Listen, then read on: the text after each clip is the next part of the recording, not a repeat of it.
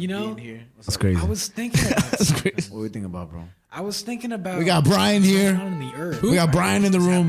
Who? Brian. Yeah. Who? And I Fucking wonder, Brian. Why does it matter? Brian. You ever heard of Brian? Holy We also have an owl. That's recording. You want?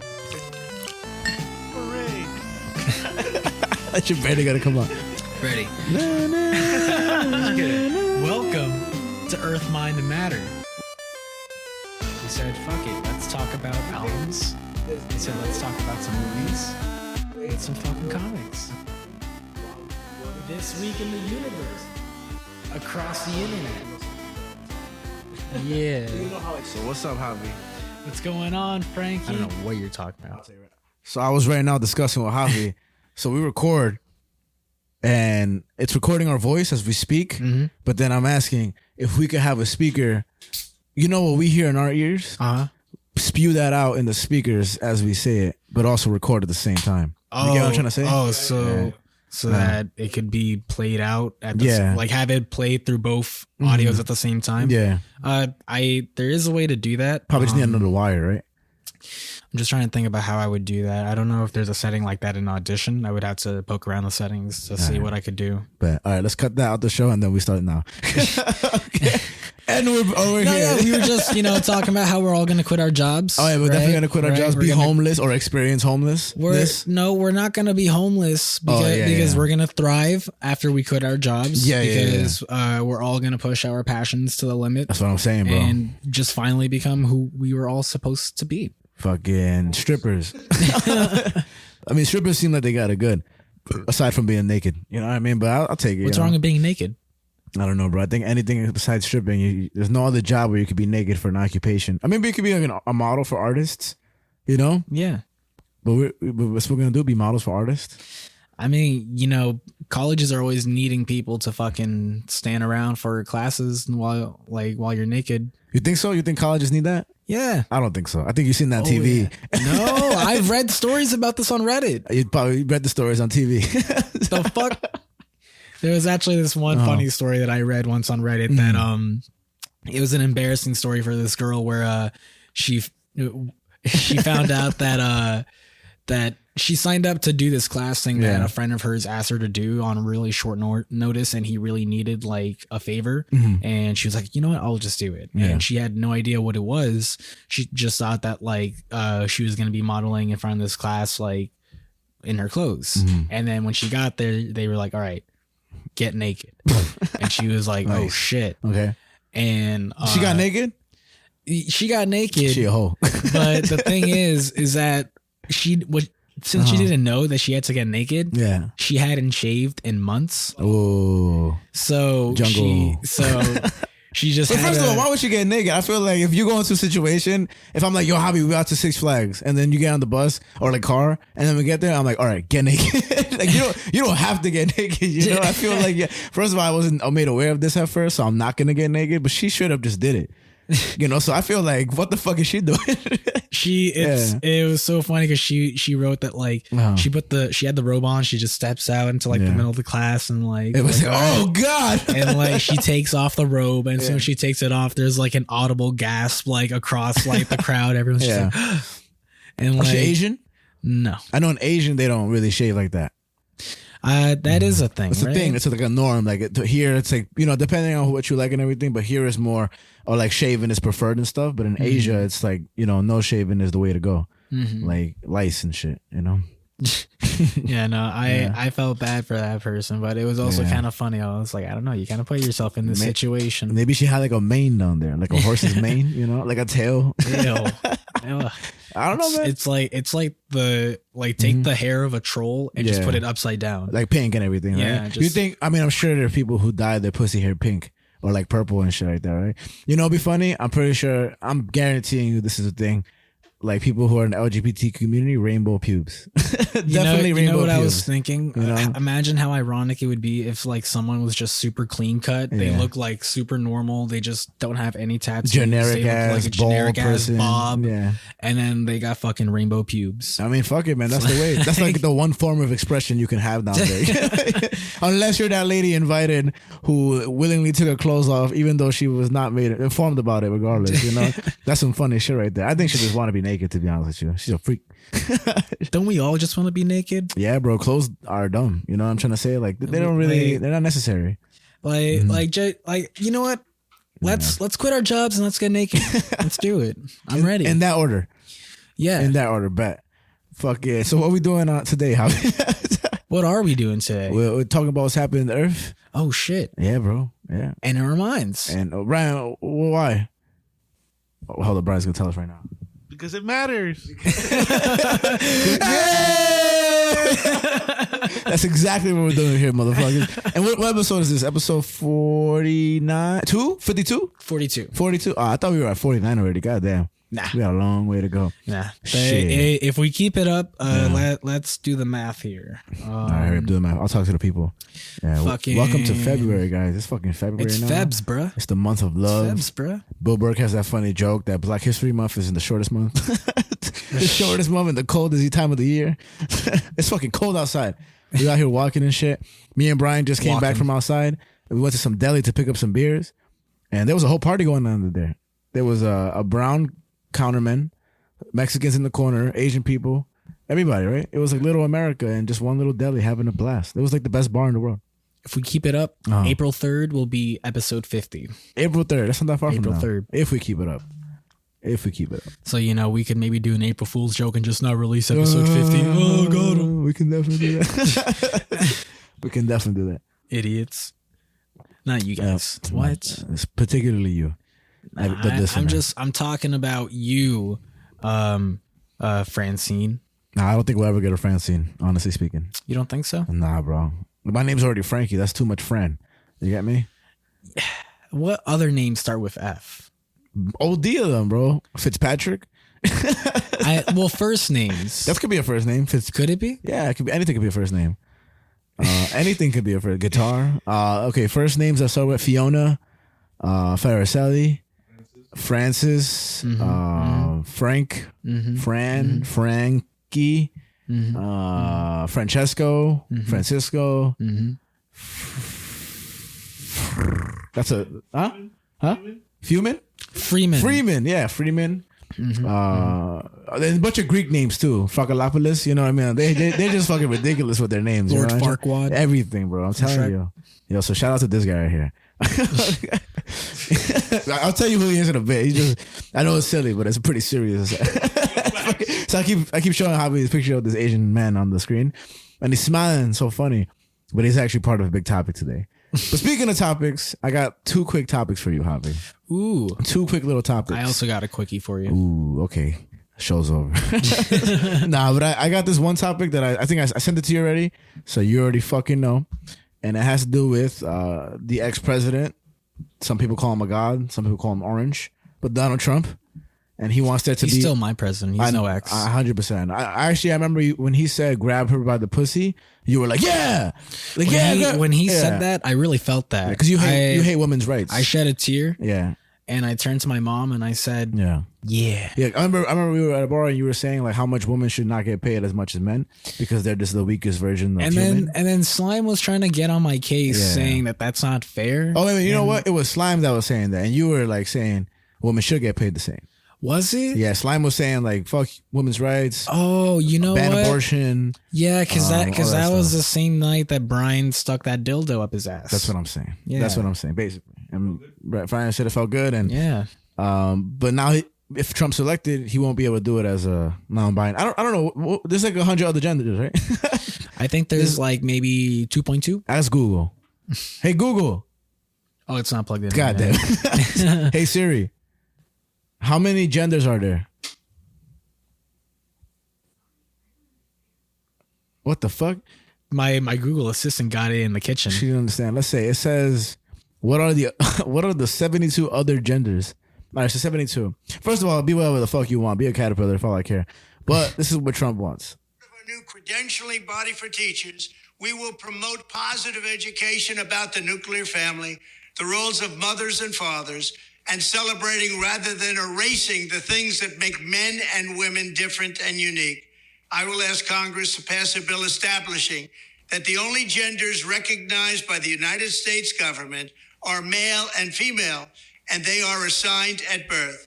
The bill will also make clear that Title IX prohibits men from participating in women's sports, and we will protect the rights of parents from being forced to allow their minor child to assume a gender which is new and an identity without the parents' consent. The identity will not be new, and it will not be without parental consent. No serious country should be telling its children that they were born with the wrong gender, a concept that was never heard of in all of human history. Nobody's ever heard of this, what's happening today. It was all when the radical left invented it just a few years ago. Under my leadership, this madness will end. Thank you very much. So that's fucking interesting as shit. Because first of all, like, I just heard a bunch of people always. I mean, I could be wrong too, but in the past, there's always been that idea of like, there's been trans people, there's been this and this and that, blah blah blah blah blah blah. What do you think about what Trump just said? That's my only thought when it came to that, like him saying in history. First of all, history is so fucking long to be disregarding everything in the world, you know. But what do you think about what Trump's magnificent words were? I mean, it just sounds classic. It sounds like classic him. It's just kind of like him. Like he definitely. I feel like you could say he sounds more like a politician than he did maybe when he first started running. I don't think so. I think he sounds just as stupid. And I'm not saying I'm not saying he sounds smarter. Yeah. Whoa. That's not a compliment. Yeah. No, I don't know. I think he just credited not at Daddy all. Trump. Not at all. Okay. I just mean that he just speaks like a politician more so. Like he's still doing the same shit, but I think his wording has become a little more specific. Just like the fact that he's pointing out like the radical left and things like that. I think he was always doing that. I think honestly speaking, it's just the same tempo of everything where he's just kind of saying what, you know, conservatives want to hear and stuff. And no, of course. That's why I say it's like the same shit. Yeah. It's just like if anything, it's polished shit. Yeah. But that's what's happening in Florida with DeSantis and stuff like that. I know he wanted to, I think he did successfully ban the whole kids being able to watch like trans people. Like I forget what it is exactly, but kids aren't allowed to watch like trans like shows, like drag shows and everything like that. Which to an extent I understand completely, you know, if it's sexualized like crazy, you know, because, you know, would you bring a little, you know, I've always talked about this. Do you remember when we worked at this cafe, Brian, when it opened up? And then there was a performer that came in, and she was trans, and she came in and danced. And I mean, I don't know if I'm not mistaken. Were you there, Javi, or no? No, Javi was there. And how does she dance? Would you say? Would you describe it as sexually? Yeah, it was sexually. You know, it was a drag performance. And this was at a cafe that we worked at in the past, and to me, it's for a grand opening. You know, I had no problem with it. Of course, not a lot of people did, but she danced sexually, and she was, you know, I don't think the clothes were that like, you know, up to the standards of people to decide how sexual it was. But I always bring this up to you because I think, you know, Starbucks seems like how they represent themselves is like a family oriented place or like a safe place to be and stuff. And I wonder, like, would they have been able to invite like a male stripper to do that or a female stripper? You know, like would they have regarded it as more sexual if it was a, you know, person not trans and everything? You know, and is it accepted more? And would banning that type of dance, you know, lead to this huge controversy of, you know, of like, oh, how could you ban a trans dancer from dancing in a family restaurant? Let's just say, you know, it's for a grand opening. I always thought that was kind of like. I'm not saying hypocritical because they haven't done anything, but they would have received backlash otherwise. I think so. I think as like society develops with like trying to learn and readjust to having all this new changes in the world and whatnot, it's just I think what's sort of happening is that we're creating double standards. Like we're realizing that these double standards are happening in real time. Like something similar that I could think of was just I don't know if you guys have been watching The Last of Us. No, I haven't watched it. But don't spoil nothing. I'm not gonna spoil anything. Thank God.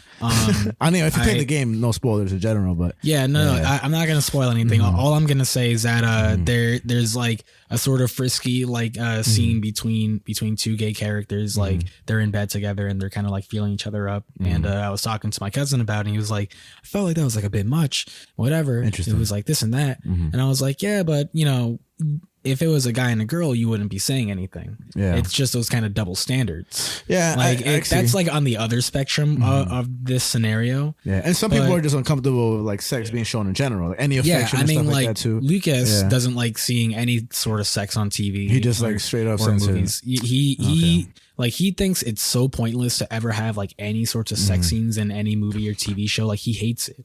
It's actually so interesting how much he doesn't like it. That is very interesting because I feel in horror movies I get it because basically what they're advertising to is couples that go to the theater. It's scary, it's then sexualized. Yo, after this movie, go home and clapping fuck. cheek. I will say though, in what's that movie with Oh My Darling with Harry Styles and the blonde girl? Don't worry, darling. Don't Worry, Darling. Yeah. I think that was I mean, check it out. I thought the beginning of the movie. Oh, you kinda finally ass. saw it? I only saw like the first 10 minutes. Oh. I didn't really care for it. The trailer was more intriguing than the movie. But when they, you watched it, right? Mm-hmm. So the scene where like she comes home and they have sex on the table and stuff. Mm-hmm. Like I was very surprised by that because it was very not cliche of a sex scene because it was her on the table getting eaten out by Harry Styles. Yeah. And I thought that was very like, I'm not gonna say progressive, but that changed up how they usually show that stuff on like the screen and everything. Because I'm pretty sure they wouldn't be able to show her giving him head like in that almost context, And, Oh, yeah. And there was a movie in the past where some lady actually gave like real fellatio to the director. Damn. Yeah, like and she was I think underage and stuff like that. I'll look it up for next time. I have it saved on my phone. It's called Brown Bunny. Hey, I think. yo, you have it saved on your phone? I watch it every morning, bitch. Oh my god! No, I was gonna clip that. No, I have it. The title and shit saved on my phone because it was a big controversy and stuff. Because to what extent do you stop all this, right? But back to the Trump thing. Because the DeSantis thing, like have your take on it. But I think if you allow a kid in an area where people are whether they're trans or straight or lesbian, woman, man, like if they're doing sexual things, then you should have the right to be like, maybe I don't want my kids in this, right? Or like not allow them to be entered the same environment, which is a good discussion to have. But then there's things like I think in New York City, which AOC advocates, which is like drag people or like trans people. I won't say drag people, but trans people were like reading children's books to kids. And I think that's like a good way to expose children and educate them on, people who are out there and this and that, So that makes a lot more sense than trying to, have some strippers twerk on your 3-year-old and call it, activism, that because it's dumb. And so, yeah. But the whole men competing in women's sports thing, I agree with that too. I don't know if it should be banned at such a political level so high up, but I think when you look up these stories of, men who've become, women and then dominating sports and everything, I think that whole thing is so unequal, man. And there's some ways to, I remember we had a conversation about it in the past, but there's so much scenarios where it's just not fair. And again, the joke that people make is that what if LeBron James, changed his gender and went to the WNBA? He'd break every record in a week. You know what I mean? So yeah, with that stuff, I still don't really know how to feel about any of that. I'm just kind of like, I just don't even know how to talk about that. Yeah. I'm just like, I mean, I think the best way to talk about it is just in its most vague sense, where I think the intentions, of course, to allow, these young kids to play and stuff like that, or even fight in certain things, like the intentions are definitely genuine and they matter, but it's when, some boy's fucking up like 10 girls in a UFC fight, and just because he has the advantage physically, regardless of hormones and stuff, then it's like, when is it a safety hazard? And, how fair is it to women, compared to men and stuff like that, and I don't know. I have no idea, but I don't know. I don't think the president should be talking about it on a national scale where it's like, maybe on a state to state level or like the PTA, some shit like that. I mean, when it comes to sort of like that idea with sports, we definitely don't get paid enough to answer that question. Well, what do you mean? We like us? Yeah, you and me. Oh yeah, definitely. I mean, we don't get paid shit, bro. If anything, we in debt. Oh. You're not getting paid? Oh, they paying you, bro? Link. Oof. I had he pays me. He doesn't pay you? Nah, bro. He don't give me shit. I'm in debt to him too, bro. You owe him? I'm in debt $7,000 to Link, bro. Holy shit. Yeah, for bro. what? It's fucking beer. All beer. Dude. That's That's not. Yeah, but if Trump becomes president, I'll get reimbursed. Because his gender is dog. You get me? That's true. And you can sue him. Nah. You can sue the white man. I'll sue the white man, the white dog. Under the law, the white man. But facts. But I don't know, man. I think obviously that whole, this shit that Trump said is a political scheme just to get himself. I mean, it's just crazy, man. Politics is real jokingly, real jokes. I don't even know how to say it. Like, it's just dumb, man. Like, he's obviously speaking like a very scripted person that, says like That's radical why I left. said he sounds like a politician. I know, but everybody does nowadays. But you know that's what I mean. Like, I know, I get what you. I know what you mean, but he's still like everything he said has like stayed the same for the most part, like and up to par with what he says. and they're modernized too. So it's moved up to like agendas that people will just vote for just because he said those things. And it actually goes on to my next topic, which is Kyle Rittenhouse getting sued again. Okay, Yeah, because Kyle heard about that. So he's getting sued again by the father of one of the victims that he murdered. Self-defense. And I'll say this first of all, if you whatever your stance on Kyle Rittenhouse, fuck you. That's what I'll say. Because that guy's a piece of shit. There's that one person. It's like, there's that one person. It's like, yeah, I think he's and you said that, and they're like, oh. No, I'm kidding. I honestly think that I have a lot of bias too, just because. I mean, I did watch that trial. We actually have it documented here the day of the verdict that I was pissed off and shit like that. But shout out to Danny for keeping my spirits up. But he's getting sued again, and I think that there's a lot of arguments on both sides. Regardless of whether your argument is that he was in self-defense or not, at the end of the day, his bitch ass only got away with it because he's a white kid who cried in front of the fucking jury, and we all know it. And they didn't want to send a young kid to jail for the rest of his life or like 25 years. The whole self-defense thing is crazy. But did you see those tears, man? Yeah, yo, on his fat little fucking face. But yeah, fuck that kid.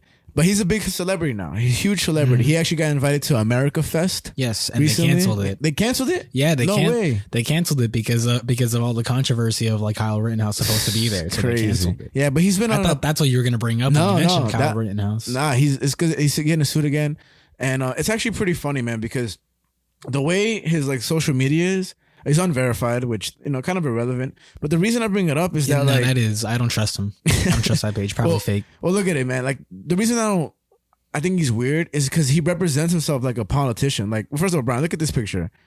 You see, look at this picture. Nice. And the thing about him is that like, if you read his like Twitter page, it's Bible verses. It's him with a bunch of white men on TV. And then like going to America Fest. And this is what I just find very strange. I'll get to it in a second. So his GoFundMe page is for his self-defense, which is this right here. Bruh, right? he has a GoFundMe for it? Well, it's a give, send, go. That's what it is. And I'm going to read you exactly what it says. And tell me this does not sound exactly like Trump, or does. Campaign created by close friends of Kyle Rittenhouse wanting to help. The funds from this campaign will be received by Kyle Rittenhouse. The goal is $500,000. They've so far raised $83,000. As of last week, it was like $53,000. This is what it says. Kyle Rittenhouse may have been acquitted, but he is now being sued by John Huber. Help him fight this lawsuit that is another attempt to strip Americans from the Second Amendment right to self-defense. And then I forget one of them. It's like, together we can beat the left again. Like this is what it's saying, man. It's crazy. And I think it's really interesting, man.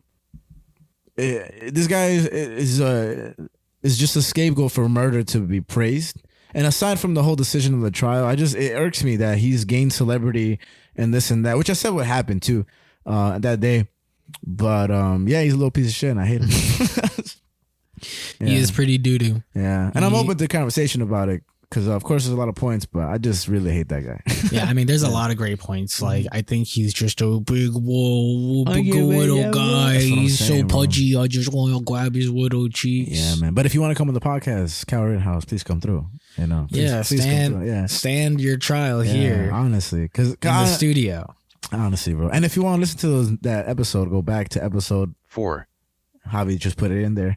And, have you listened to last episode? I did you did the fill-in? Yeah, I did. I got a robot to do it. Oh yeah? Yeah. That's fucking awesome. That's our assistant from now, Diego. Yeah, we got fucking Diego to do it. Diego the cyborg. But yeah, those are my 2 topics. What's your quick topic? I got you right now, my guy. My bad, I didn't ask you for input on the whole suit thing. I'm sorry. What? But I didn't even ask your input for the whole Kyle Rittenhouse. I kind of just went on a little fucking feud. Oh no, I mean, just I'm surprised you didn't hear about the mega event thing, whatever happened, getting canceled.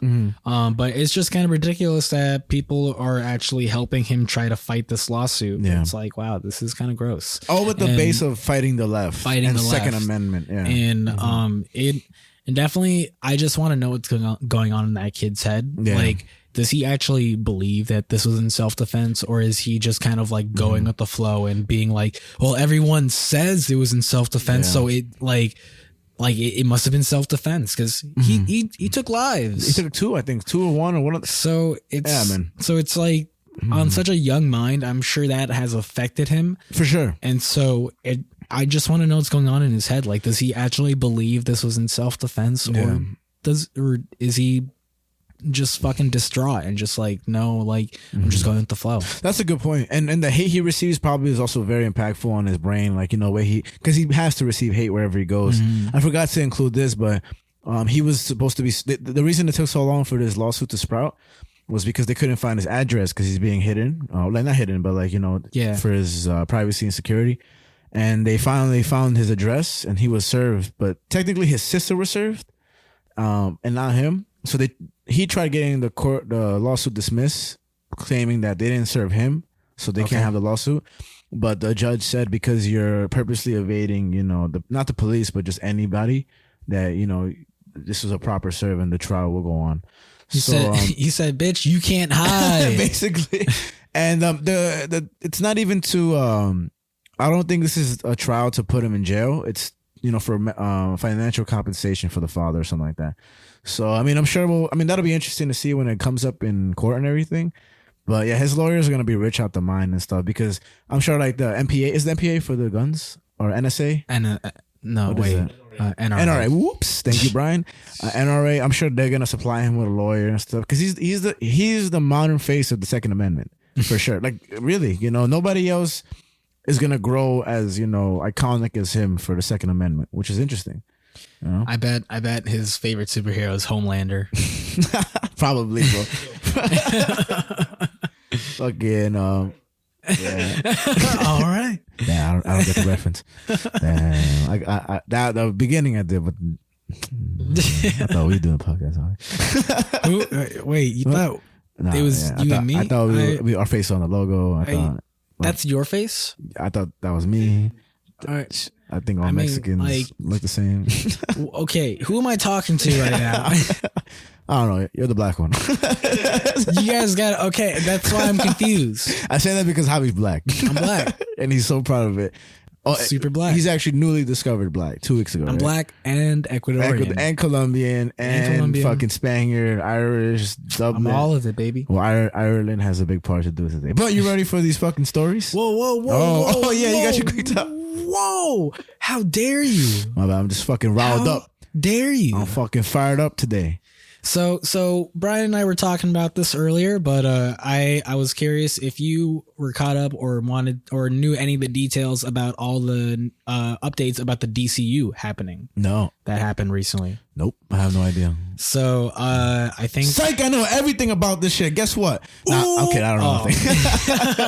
I don't know shit about this, to be honest with you. Okay. Imagine. So James Gunn, I think it was on Monday or Tuesday, he posted a video on YouTube where they finally gave everyone an update about the first half of Chapter 1 of the new DCU. Okay. And so they are officially rebooting the DCU, and that's happening with the Flash movie. So the Flash movie is still coming out. They're still going to release it. Crazy. And they really want to release it because of the fact that it reboots the DC universe. So that's going to happen. Shazam 2 isn't going to have much ties to the main DCU until for a while. So they're still releasing that. Yeah. They're still going to release Blue Beetle because that is very self-contained. That's what George Lopez in it, right? Or some shit like that? Am I bugging? Okay, yeah. Yeah. Cobra Kai, the kid from Cobra Kai. Yeah, so they say that's a very self-contained story, so they're still going to release that, and he will play a role later in the future in the DCU. And then Aquaman 2 will come out with this lady, Johnny Depp's lover. Yep. Excellent. What's her name again? Amber Heard. Amber Heard, the GOAT. But that's still going to come out. And so after Aquaman 2 comes out, then The Flash will come out officially. And then that's when the DCU get rebooted. And so the first thing to come out in 2025 that's going to start the new reboot of the DCU is going to be Superman. Damn. I know Batman's coming out 2025. I'm fucking hyped. Yeah. Okay. The Superman is going to be called Superman Legacy. And I mentioned it when we covered the DCU stuff news last time, that it's going to be written by James Gunn. Who did Guardians of the Galaxy, right? Nice. The ad that they used for it is All-Star Superman. Nice. Nice. But they say that the story is primarily based off of Grant Morrison's Superman run. So James Gunn on Twitter later shared like what a lot of the comics are that they're using that are inspiring these new movies and stuff, which is really cool. So yeah, that's gonna start off everything. Okay. Another movie we're getting after that is Supergirl: Women of Tomorrow, which I was really excited to hear about because this is based off of a very recent Tom King comic that came out with artist Bisquest Evely. This comic was so good. It was like 8 issues. What's it called? Supergirl: Women of Tomorrow. Same title. Okay. So it's not going to be an adaptation, they say, but it's going to be off of the same beats, off the same tones of this comic. Do you know who's gonna play her? Or still not released? None of that news is out yet. I hope it's Margot Robbie. Nah, she probably can't play Supergirl. I just think she's too hot to play Supergirl. What the fuck? Yeah. Didn't the lady who played Wonder Woman? She was beautiful too.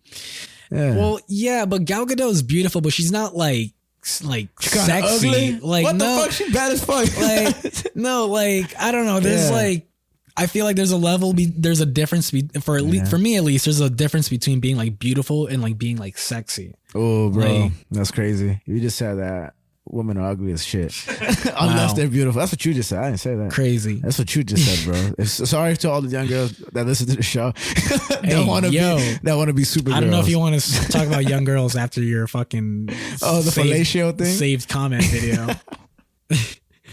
Shout out to you. But yeah, so this is gonna be a really cool movie. I'm That's the excited for second that. movie coming out. Yeah, and then the third movie is going to be The Brave and the Bold, which is that Batman movie, which is going to have Damian Wayne in it. That's the who? Who's Damian Wayne? Batman's son. Oh, shit. Current Robin. Oh, shit. So this is basically this is also based off of Grant Morrison's Batman run. Damn, 2025 though is so far, bro. Jesus Christ. I mean, we still got some DCU movies to get through. I don't give a fuck, bro. I just want to watch Batman. I just want to watch the second Batman. Yeah, so they announced officially that too. I forgot to mention, but movies like Batman Part 2 and Joker Folie à Deux are going to be considered Elseworld stories, which is really cool because that's what they call the like alternate like universe stories in the comics. They call them Elseworld stories. Gotcha. So they're just using the same like name for it, which is cool. That new Joker is with Lady Gaga, right? I wonder how that's gonna go. What do you think, Brian? What do you think the Lady Gaga attribution is? Talking to the mic. Wait, what? Like Lady Gaga being in Joker. Being Harley Quinn. Oh yeah, just she's gonna be Harley Quinn in that Joker movie. Well, it's weird because even in the Batman that recently came out, that Joker was in Eternals, right? That kid. Yeah, he was. Yeah, and then you have the other Joker. He was also in Dunkirk. Yes. Then you have Joaquin Phoenix, and then you have the other Joker, right? The which Joker? Which other one? Which am I thinking about? Oh, never mind. I was thinking of the whole one about Gotham. That shit ended long ago. Yeah. Yeah. You have those two. I don't know. It's weird. I think she could do it. Probably, right? Yeah. I mean, she could act. I mean, Hell yeah, she can. she's naturally like Talented. Yeah. So she could probably do it all. Yeah. I mean, she'll probably do good.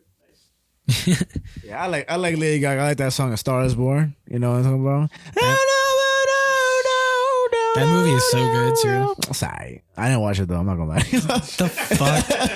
Is it good? Is it actually good? Yes, it's. I think Bradley really Cooper is just a dumb person. I think he produced Joker. Oh, I don't give a fuck. He's pretty ridiculous. He's in The Hangover. Yeah, right. He's in Hangover. Nah, I just think that when he sings with Lady Gaga, I'm like, you didn't have to sing with Lady Gaga, bro. You just could have just stayed out of it. She had it perfectly on her own. But they go sha na na na na na na na. Sha na na na na na na na. That's a good song, bro. I love her performance on the whatever In the awards. Grammys or whatever. Oh man, she's so amazing. Saying that shit at karaoke the other day. Oh yeah. Yeah, that one and I lost myself. I sang that shit like 3 times, bro. Good times. Good times. I'm glad you enjoyed yourself. I had a good time. So Jonathan woke up in Long Island, but we don't talk about that. we don't talk about that. His bitch ass. But yeah. So we got that Brave and the Bold movie. It's also going to introduce the Bat family, they say. So Okay. because a lot of these movies, as you can see, are not origin movies. Yeah.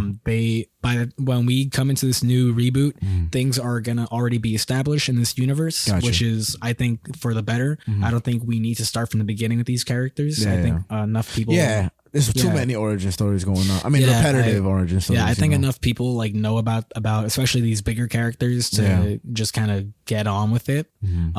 This is going to be Damian Wayne's first ever live action appearance, so this is going to be really cool to see for the first time. And seeing the extended Bat family is going to be cool. Like seeing, because if Damian's Robin, then we're definitely going to see Dick Grayson as Nightwing. I'm pretty sure we're going to see Jason Todd as Red Hood, Batgirl, Bat Dog, Batmite. Yeah. But we're also getting a Wonder Woman prequel TV show called Paradise Lost. I don't know. This might be pretty interesting because they say it's going to be sort of like Game of Thrones esque. Oh, okay. That so- does sound pretty cool, actually. But the Wonder Woman's movie that I saw was complete, absolute garbage. The first one is better. Yeah. Oh, yeah. Whatever. Oh, the first one was better? Yes. Okay. The second one was complete garbage, bro. Yeah. That shit was ass, bro. So bad.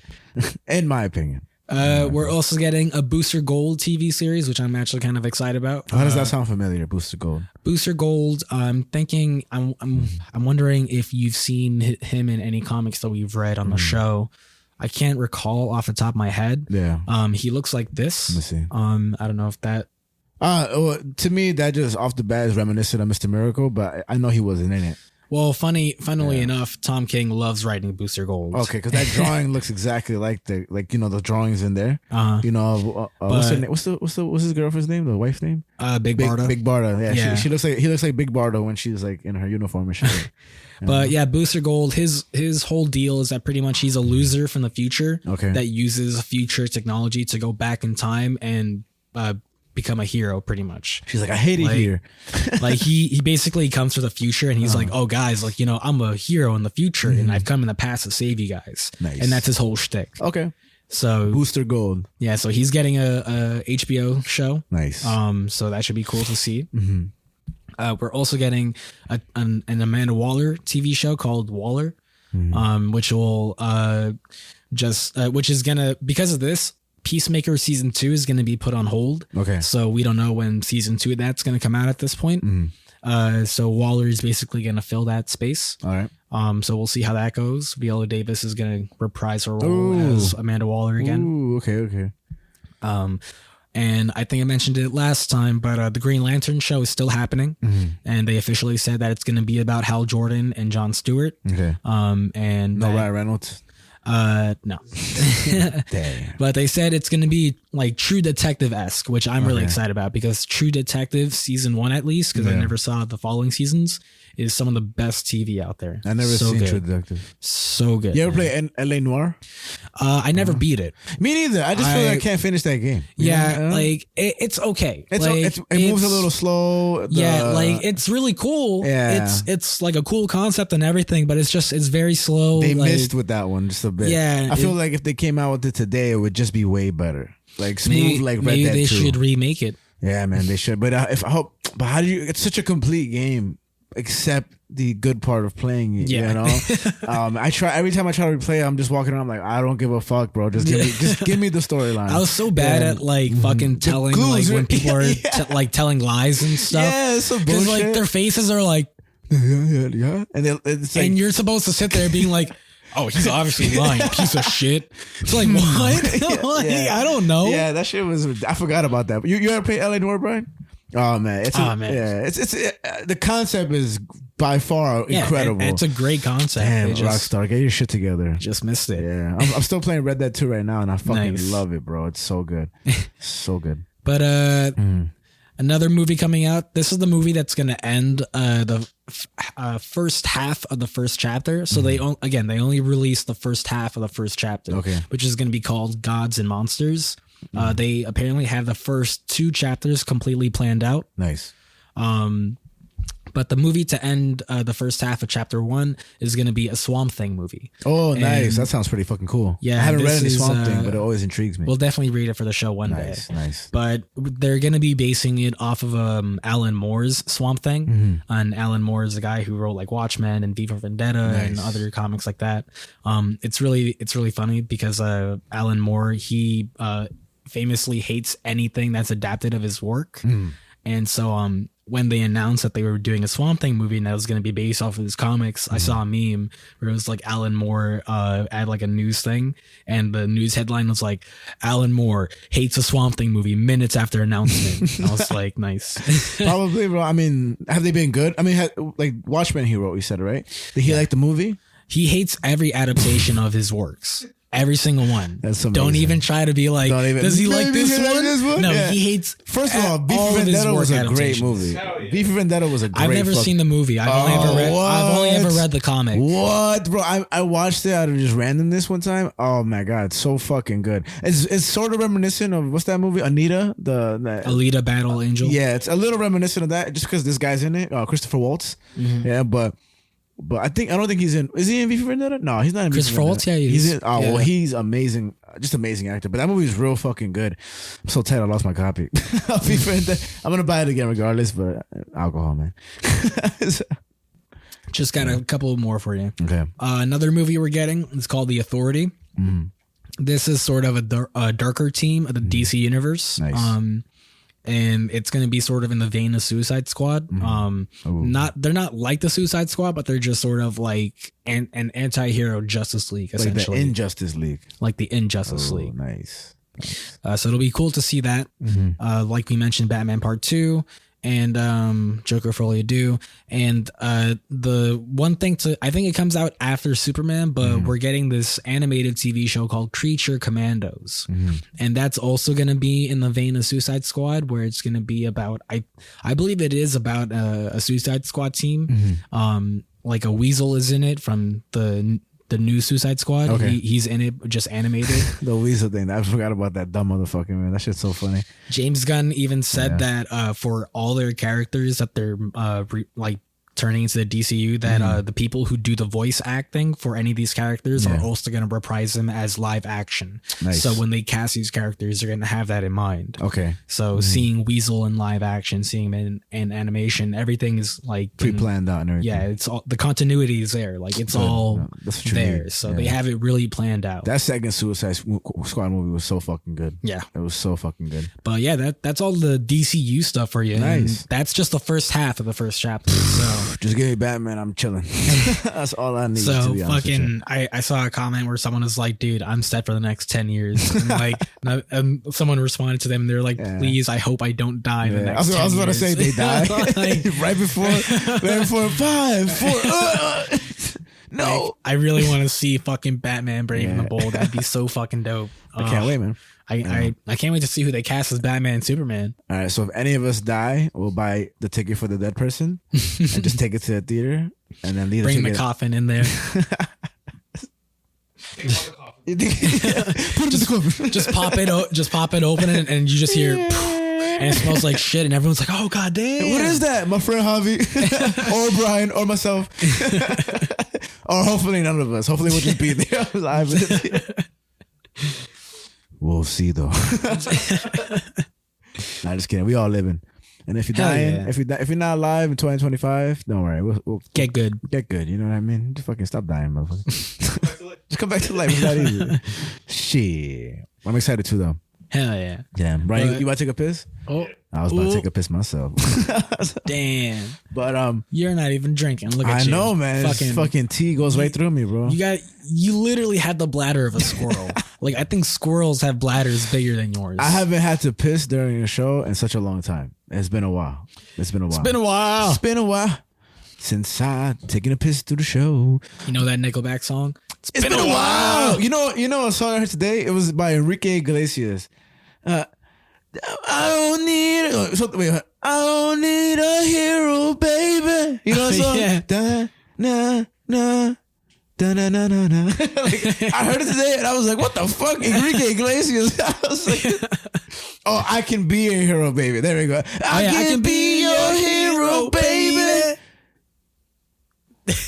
No, no, no, no, no, no, no. Da, na, na, na, na, na, na. I've been singing a lot this month. Well, actually, the month just started, but you know, I think I might make it to the top. We should have a whole episode that's a musical. Just singing. Yeah. I was And actually today on the news section, I can be your hero, baby. And I'll just sing that the whole time. Just I was thinking that what if we ever tried, remember how we shot the first episode? And we shot the first episode and we just tried to do it and it was not that good. Because we ran out of shit to say. I wonder now if we were able to just have an episode where we don't have anything prepared. Maybe like a laptop open each while we're searching the web and try to have like an episode like that. But I don't know how that would work with like the A.M.C section. yeah, You know? But I have thought about that before myself, Yeah. and I'm just kind of like a freestyle podcast. even if a freestyle, it just wouldn't be the same. Like not that it would be worse, Yeah. because I think we've gotten better at like, just kind of like shooting the shit, Yeah, and yeah. just kind of like going down the beehole and stuff. But I think it would just be a very different type of episode. Yeah, like the vibe. I think maybe like have a third person here or some shit, or they would just have to be like the vibes have to be right and everything. Yeah. But I was watching Fear and Loathing again, like of Las Vegas. Okay.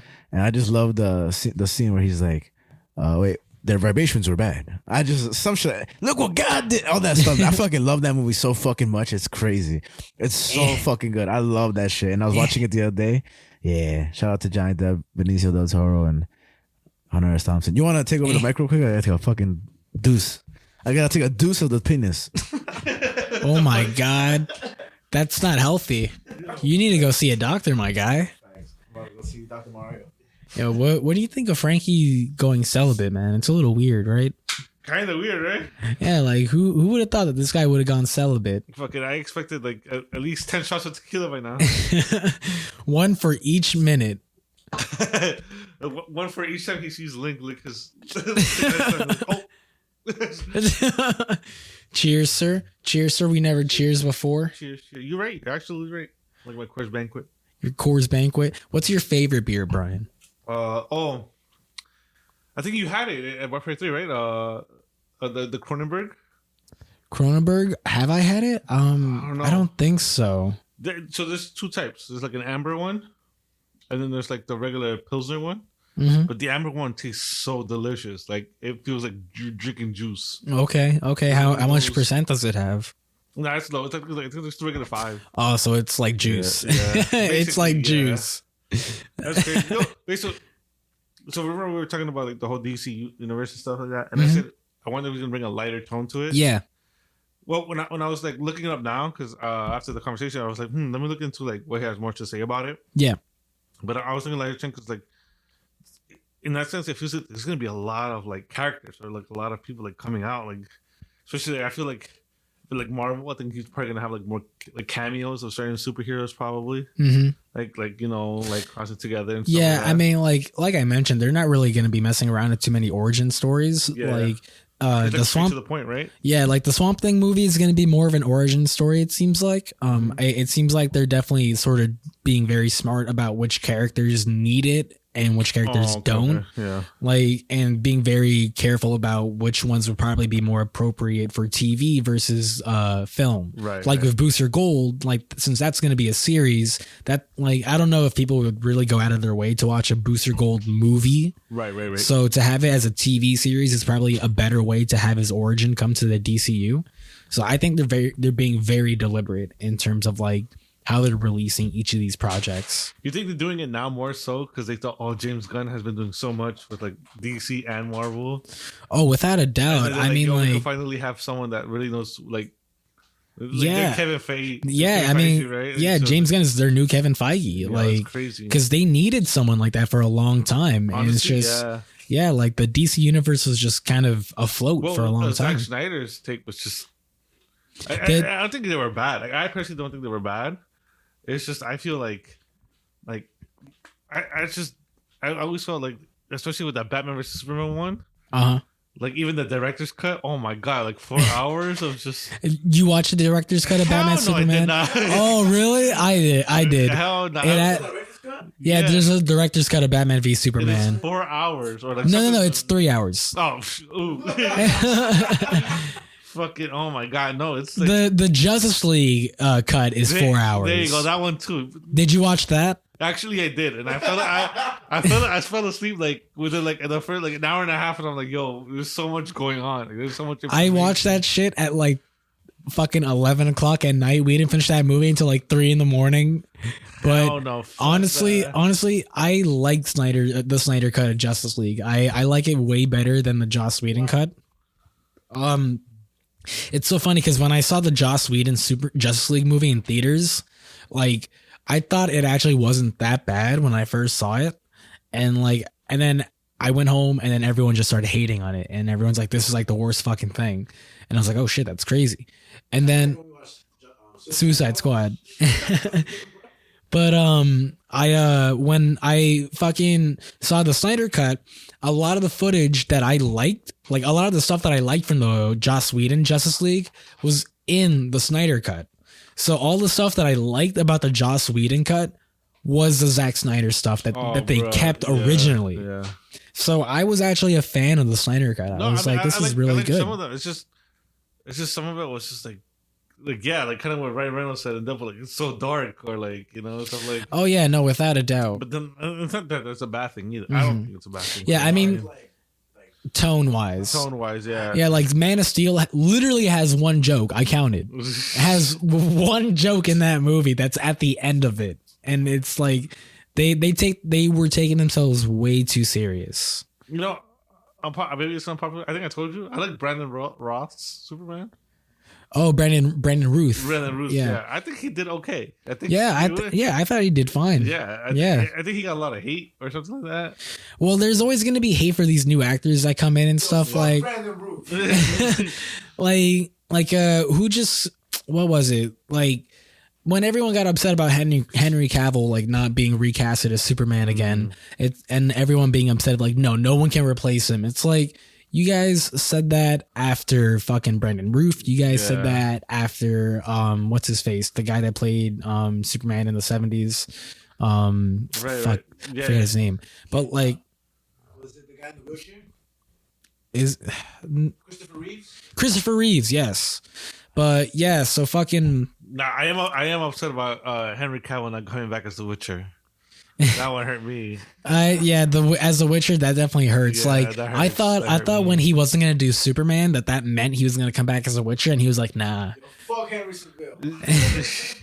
So damn, it's upsetting. I don't think Liam Hemsworth is gonna carry it the same. Yeah, Miley Cyrus gonna do better than performance. Wait, Liam Hemsworth was Superman? No. Liam Hemsworth is gonna be taking over as the Witcher in the Witcher show. But where is Liam's Hemsworth from? The only thing I could think of is Westworld. Oh, I thought he was like a big. I'm confusing him with Thor. He's Chris Hemsworth's brother. That's his brother. One thing talking about like Superman being too dark. I thought the problem with Love and Thunder was that they were too joking. Yeah. It was like everything was a fucking joke, and I was like, okay, I get it. Well, what's his name again? The guy who directed Taika it? Waititi. Yeah, like I thought it was just way too much joking, which I get because it was a very like bright movie and there was a lot of like interaction with different characters, but it was way too much jokes. He directed that movie. It was weird because we saw Jojo Rabbit. Remember? Yeah. He did that movie too. Yeah. Oh, and it was very joke. Jojo Rabbit was very joke heavy and everything. There was. I think he captured the things that had to be like light serious and stuff. Yeah, compared to like, he knew when to like Yeah. no. But That's why I was so like I was like shocked that Thor seems like it was directed more towards kids and stuff like that. If anything, and just the Guns N' Roses over fucking splooge of Guns N' Roses was. I mean, it was a good movie, but it's like L.A. Noire. There's so many places where they missed. I just get me tight, bro. Only song they should have had in there was November Rain. That's a good fucking song. I'm still surprised that you weren't too much of a fan of Ragnarok. Like Ragnarok is really Nah, good. man. I actually I was just overwhelmed by the nothingness that was happening throughout the movie. To me, it was just. I mean, I like the whole Hulk thing and everything and the thing, but I just thought it was. I don't even remember the movie. That's how much I didn't care for Damn, it. that's crazy. And I wasn't trying to be a hater or nothing. I just took the movie. You're a hater.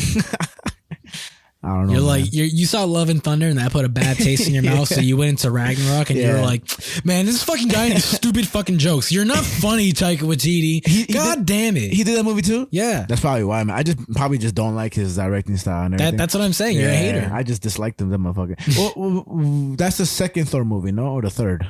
Ragnarok is a third. Because I like the first two a lot. The first two That's are very crazy. Because like the first two are most people's least favorite I Thor like movies. those, so fuck those people. People don't like how serious they try to be and stuff. Oh, I liked it very like, much. Thor 2 is ranked the lowest for so many people. Not in my heart. It's insane. Ragnarok man. was Like, I liked Black Widow a lot though. That shit was a good movie. That was a great movie. Black Widow man. was good. Yeah, I checked it out on my phone. I was just watching it out of like, I was like, oh, maybe it's not gonna be that as good. I was like, damn, this shit is fucking real good. Yeah, Damn. I mentioned it when we first talked about it on the show, but like it should have been released like when it happened chronologically. Yeah. Because like having that movie come out after Endgame was kind of a bit of a drag in terms of the continuity. Yeah. Where it was just kind of like, I'm not gonna spoil. Nah, I already Endgame. know. I already fucking know. Somebody spoiled it for me the other day. The other day. Yeah, literally the other day I found out about That's Black Widow. crazy. My baby. Nah, but she's beautiful, by the way. Scarlett Johansson? Yeah. God damn, bro. She should play every character. Ever. Just every character in the world. Scarlett Johansson featuring Scarlett Johansson and Scarlett Johansson and Tom Cruise. It's like As that Scarlett Rick Johansson. and Morty skit. Yeah. Michael Van Jensen in the Michael Van Jensen movie. Don't get ready to Michael Van your Jensens. Hey man, I'm here. Oh, but that's another quickie we haven't talked about. Remember we left the listeners on a cliffhanger last episode? Motherfucking, what's his name again? Justin Roiland. Out here beating his girl or some shit like that. Well, for those who don't know, the voice of Rick and Morty and co-creator,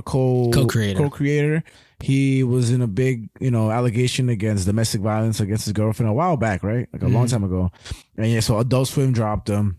He got dropped from the video game studios that he founded. He got dropped from that show Koala Man that's coming out. He got dropped from Solar Opposites. That kind of sucks, man.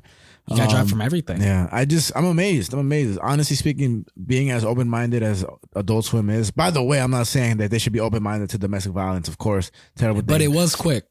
It was super fast. It was super fast to like just get cut ties immediately. But I just really It wonder, almost makes me wonder if they know something that we don't know. Yeah, maybe like Justin Roiland came.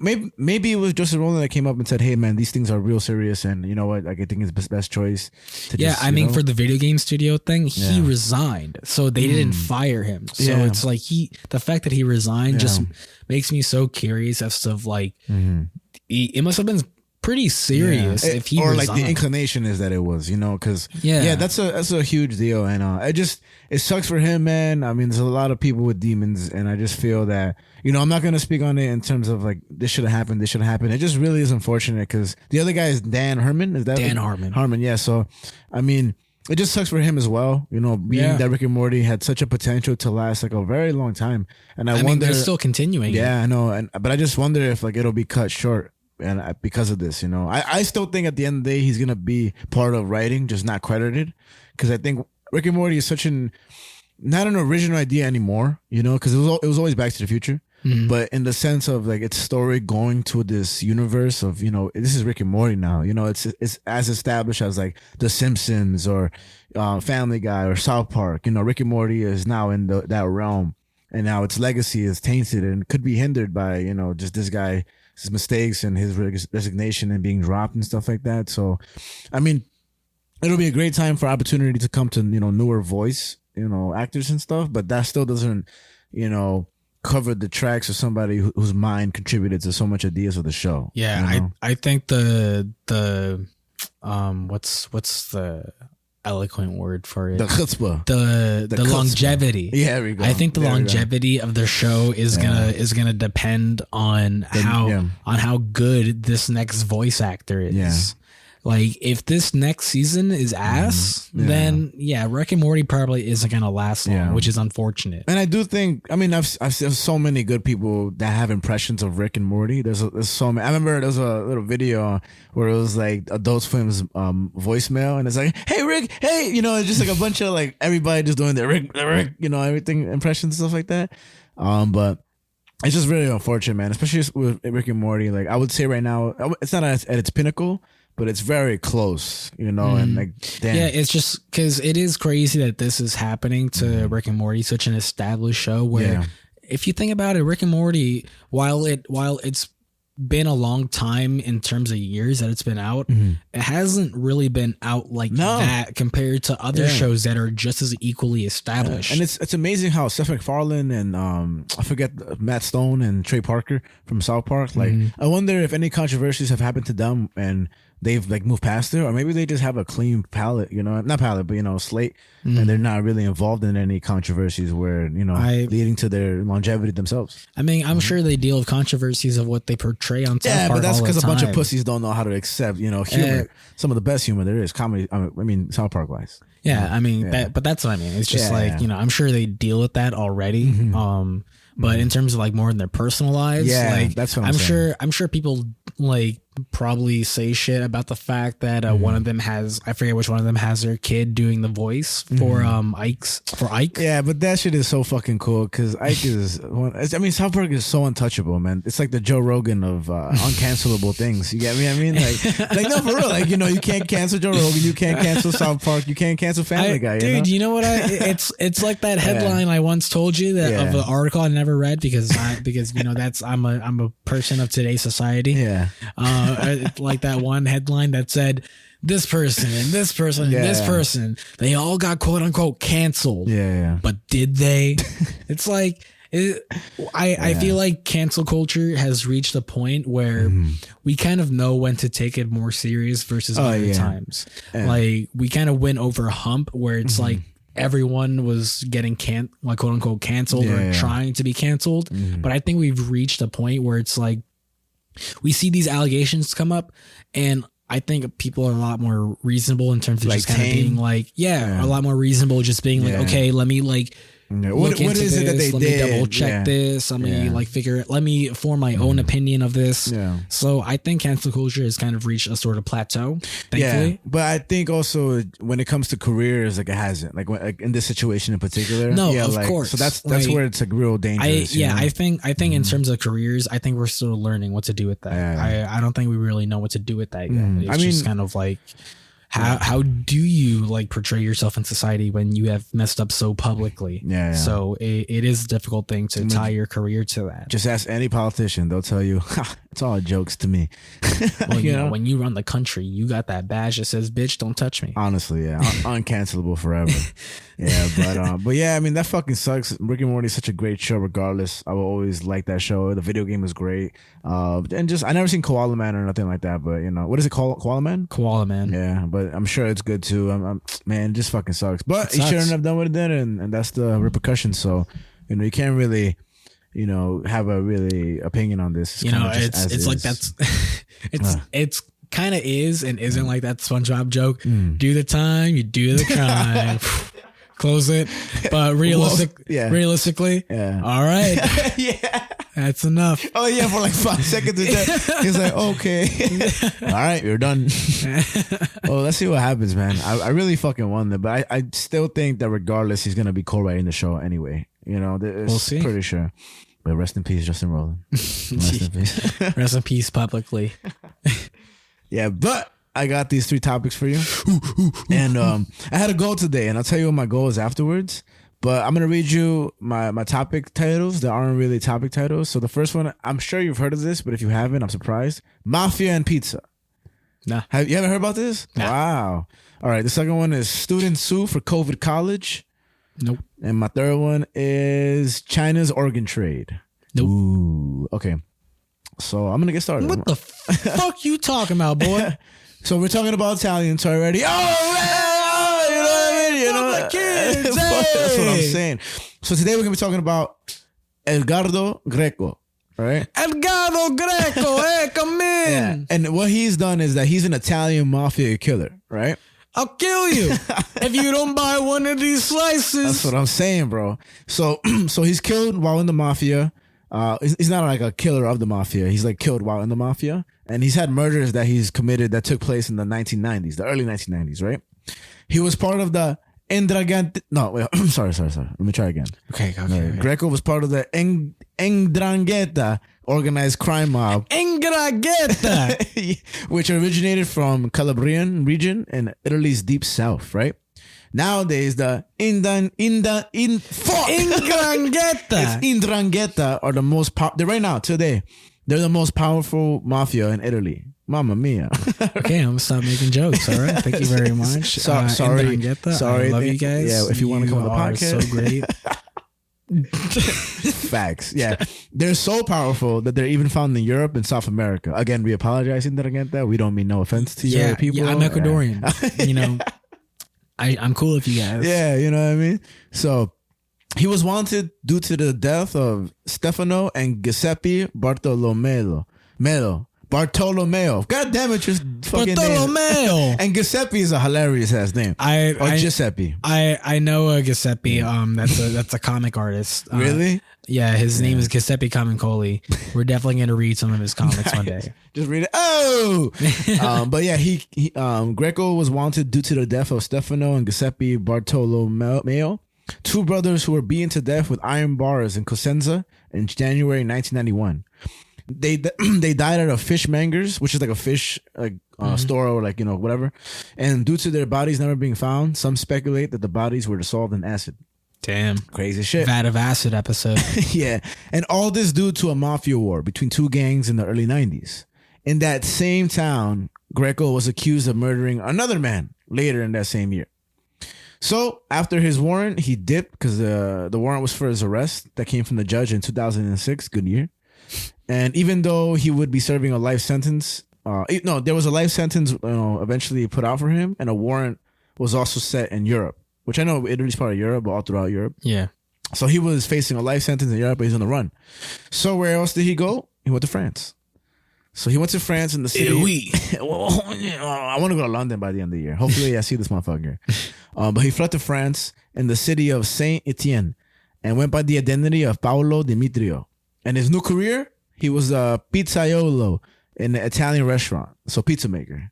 Damn. So apparently his food was slamming. You can leave the pizza, but the pizza can't leave you. I told my Italian coworker, I was like, this motherfucker, he fled to Paris and he started making pizza. I was like, y'all Italians just can't stay away from the pizza, can you?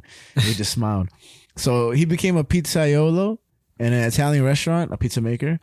And his food was so good and his confidence was up. So what did he do? He ended up in a local newspaper in 2021 and spoke about his, quote, regional and homemade recipes, end quote, of like ravioli and whatever the fuck Italians eat. But shaking my head. But he done goof. Because Nicola Gratteri, Italy's anti-mafia prosecutor, had been working for years, decades even, pursuing the Ndrangheta. Right? Ndrangheta, I got you motherfuckers right in the palm of my hand. That's what I'm saying, man. You silly Italians. Also, Italy's Carabinieri military police found trace of Greco's support network in 2019. This exposed his approximate location set in Saint-Etienne, Paris, right? Interpol, I don't know if you know what Interpol is. Mm-hmm. Who are they? Aren't they just like international European like agency? I thought you just bullshitted me. Yeah, pretty much. But the exact definition, they were founded in 1923, is the International Criminal Police Organization, commonly known as Interpol, an international organization that facilitates worldwide police cooperation and crime control, headquartered in France. So they also had an anti-mafia operation which collaborated with the French, and they eventually captured the homie Greco. He's 63 years old right now. Damn. So yeah, man, some crazy shit is that he doesn't qualify for Medicare. Man, his bitch had. Oh yeah, he needs to be 65. Yeah. Damn, you just missed out, Greco. And it's just funny to me that this. And then Brian was just showing me that like now on Instagram pages they're showing about the story and stuff. Okay. It's just pretty funny to me that this motherfucker really fled the mafia, was on the run for 30 years. And got caught making pizza. Like you could write that shit so easily, but for it to happen is just fucking crazy, right? And so here I am, and just making him a pizza. Get the fuck on the ground! We fucking got you! I'm just trying to make us some pizza! pizza, please. Come on. Cut the shit, Greco. You fucking motherfucking killer. If I'm not mistaken, his name, Paulo De Polo, whatever, is actually the name of an ex-criminal in the past as well, which is pretty fucking funny. If I'm not mistaken on that one. So his arrest was actually the second highest profile mafia arrest by Italian authorities in a span of weeks. Damn. So Matteo Messina Denaro was the boss of bosses for Sicily's Casa Nostra. He had been on a run for 30 years as well. Or like maybe they both been on a run, but he's been on a run for 30 years. Damn, apparently after 30 years, that's when they finally get you. How long was this guy on the run for? I think, I don't think I wrote it down, but he was on the run for a while. And basically like fucking, also 30 years. This guy, Matteo Messina Denaro, the boss of bosses for Sicily's Casa Nostra, he was caught playing Mario at a mall. Bruh. Nah, I'm kidding. Nah, he was caught visiting a clinic in Sicily, but that would have been crazy, right? And the last thing I got to say is, now that's a spicy meatball. I had to throw it in there. I told myself not to, but it's pretty much open and shut case with these motherfuckers, you know. But apparently he was a very bad person. That's why awesome. You know what I mean? Like that's just. I mean, I wish they had called him. I'm sure I can't believe that. Like it's just. There he was, just making pizza. He probably was so at peace. He probably like found himself finally. There was like probably a moment in his life and he was like probably making the pizzas and he was like, you know what, maybe I was built for this kind of life. Maybe and then in that moment, get the fuck on the ground. My pizza. Maybe he was reflecting after he was spraying the marinara sauce, which probably was slamming, by the way. Let's not take away the credit from Greco. Yo, I bet he fucking went up to people and said, "I'll kill you with my pizza." he was spraying the marinara sauce. He was like, "All my life, I spill blood like this, but now I spill marinara, and I put it on. Get in the fucking ground! Get in the fucking ground, Greco!" Damn, that sucks for him, man. So now he's in jail. There's pictures of him. He's an embarrassment. So he's an embarrassment. Yeah, I mean, he got caught. That's the number one rule of being a criminal. The Delegato are fucking laughing at this motherfucker. Like, shut up, Greco. His silly accent. Even though Italian police probably speak the same way. That one was actually. That was actually. So rest in peace, Greco. Yo, who the fuck is messaging me on Discord? I'm about to write him back. But yeah, that's pretty much the story for that one. That's awesome. Yeah, I feel like that was very compact, but it didn't need anything else. Like, no, that was awesome. Yeah, man. So yeah, that's any words on Greco and shit. I don't know, man. I'm just happy that we got to bring back the Italians. Me too. Every time we could bring back the Italians, it's a great day. What are our Italian names? Mine would be, of course, Francini. Francini ricotta. Yeah. Francini ricotta. That rolls off the tongue. That's a good one. Why you? I'll be Javioli. That's a good one. I think Martinez works as an Italian name. Javi Martinez. Get the fuck out of here. You can't just say your name with the Italian accent. No, why bro. not? Italian and Spanish isn't too dissimilar. No, you gotta be. Come on. You gotta be Javioli Martinelli. Javioli Martinelli. Javioli Martinelli. Okay. Yeah, see what I mean? Okay. What am I again? I'm Frank. Yeah, Francini Rincone. Francini Rincone. No. Riccardo. Riccardo. I'm trying to save my last name, bro. Even though I've said it. But yeah, shout out to Italy. Shout out to police. And yeah, man, next time you eat a pizza, just think you could have had it made by ex-mafia. And just remember, when you do get that pizza by that ex-mafia, just think about the blood and sweat and tears that they put in that pizza for you. Yeah, man. And it might not even be theirs. And that's why Italy didn't make it to the World Cup. That's exactly World Cup! World Cup! World Cup! All right, so I got my second story, which I think is a little more serious, but it's also very straightforward. So okay. Students sue for. I don't want to say COVID on the episode because we're gonna get a little banner on there, but fuck it, right? So students sue for COVID college. No, what? What is? Let's find a subword for it. Let's call it plushies. All right, for plushie college. I mean, we already said it twice, but students sue for plushie college. I'm gonna just say COVID. So it's pretty straightforward, but as of now, 80,000 students are taking legal action against universities. Right? Okay. By the way, I forgot to say, for anybody that's interested in articles and for you to know as well, the Times UK is having a special right now. It's €1 for a year.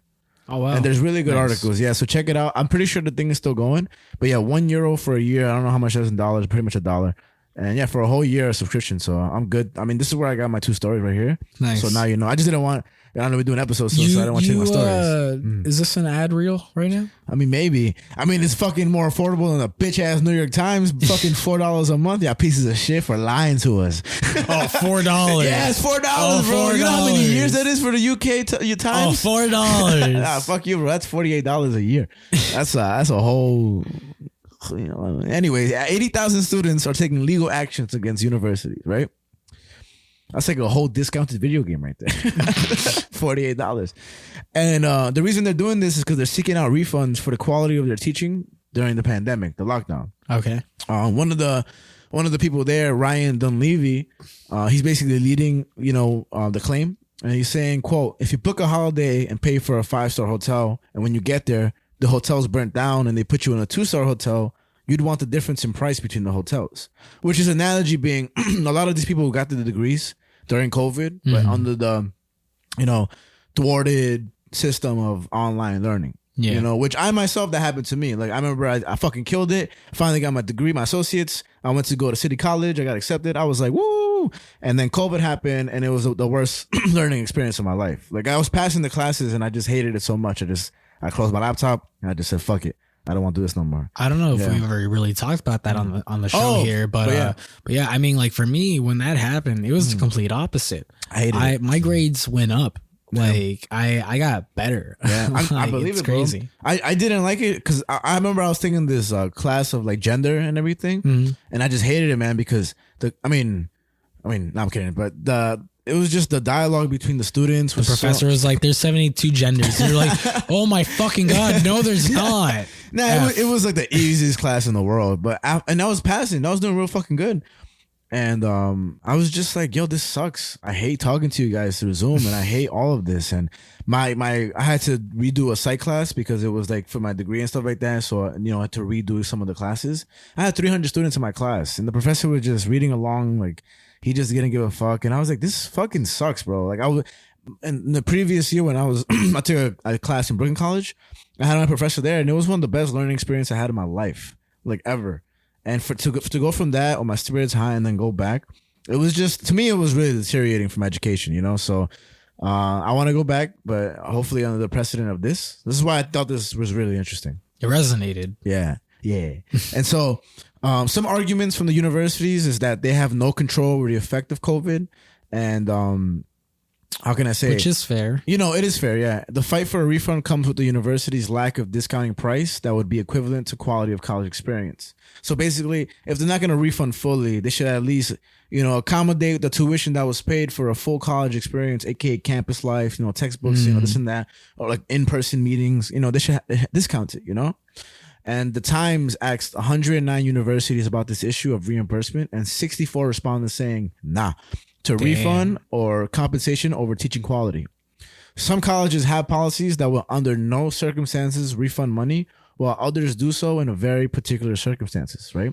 Because I guess, you could say, like, in fair statement that, like, they worked harder through the pandemic because they had to, like... Get the fuck out of here. Hell no, man. What? Well, they had to learn a whole new system. They had to, like... What?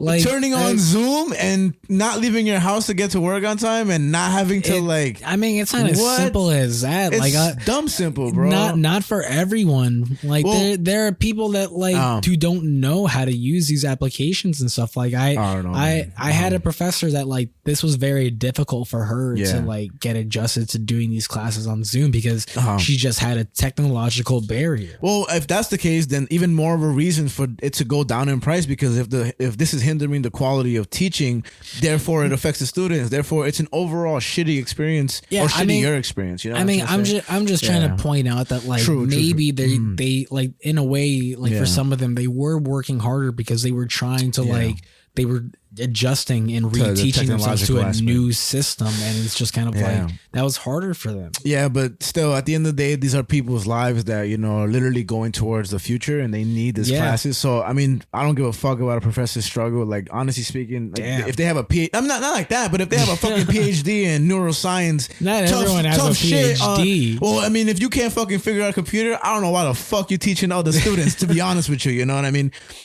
Just saying. And then there's that whole thing with public education and you get tenure. You could be a shitty teacher and you could never get fired. You know what I mean? That's a whole different story. But the fact that, I mean, I get what I get exactly what you're saying. Because you're right. That technological barrier is there. But especially in 2023, man, with like prestigious colleges having, you know, bunch of, you know, financial, what's it called?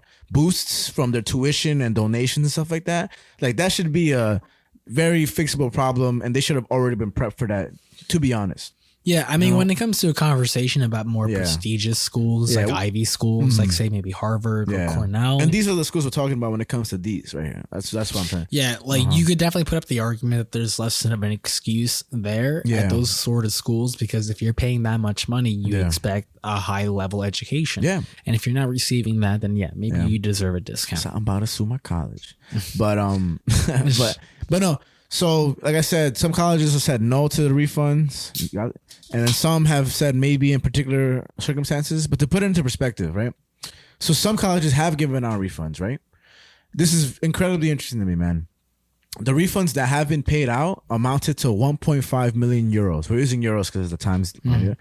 And that was split amongst 1,300 students, right? Okay. So can you do the math real quick? Actually, what's 1.5 million divided by 1,300?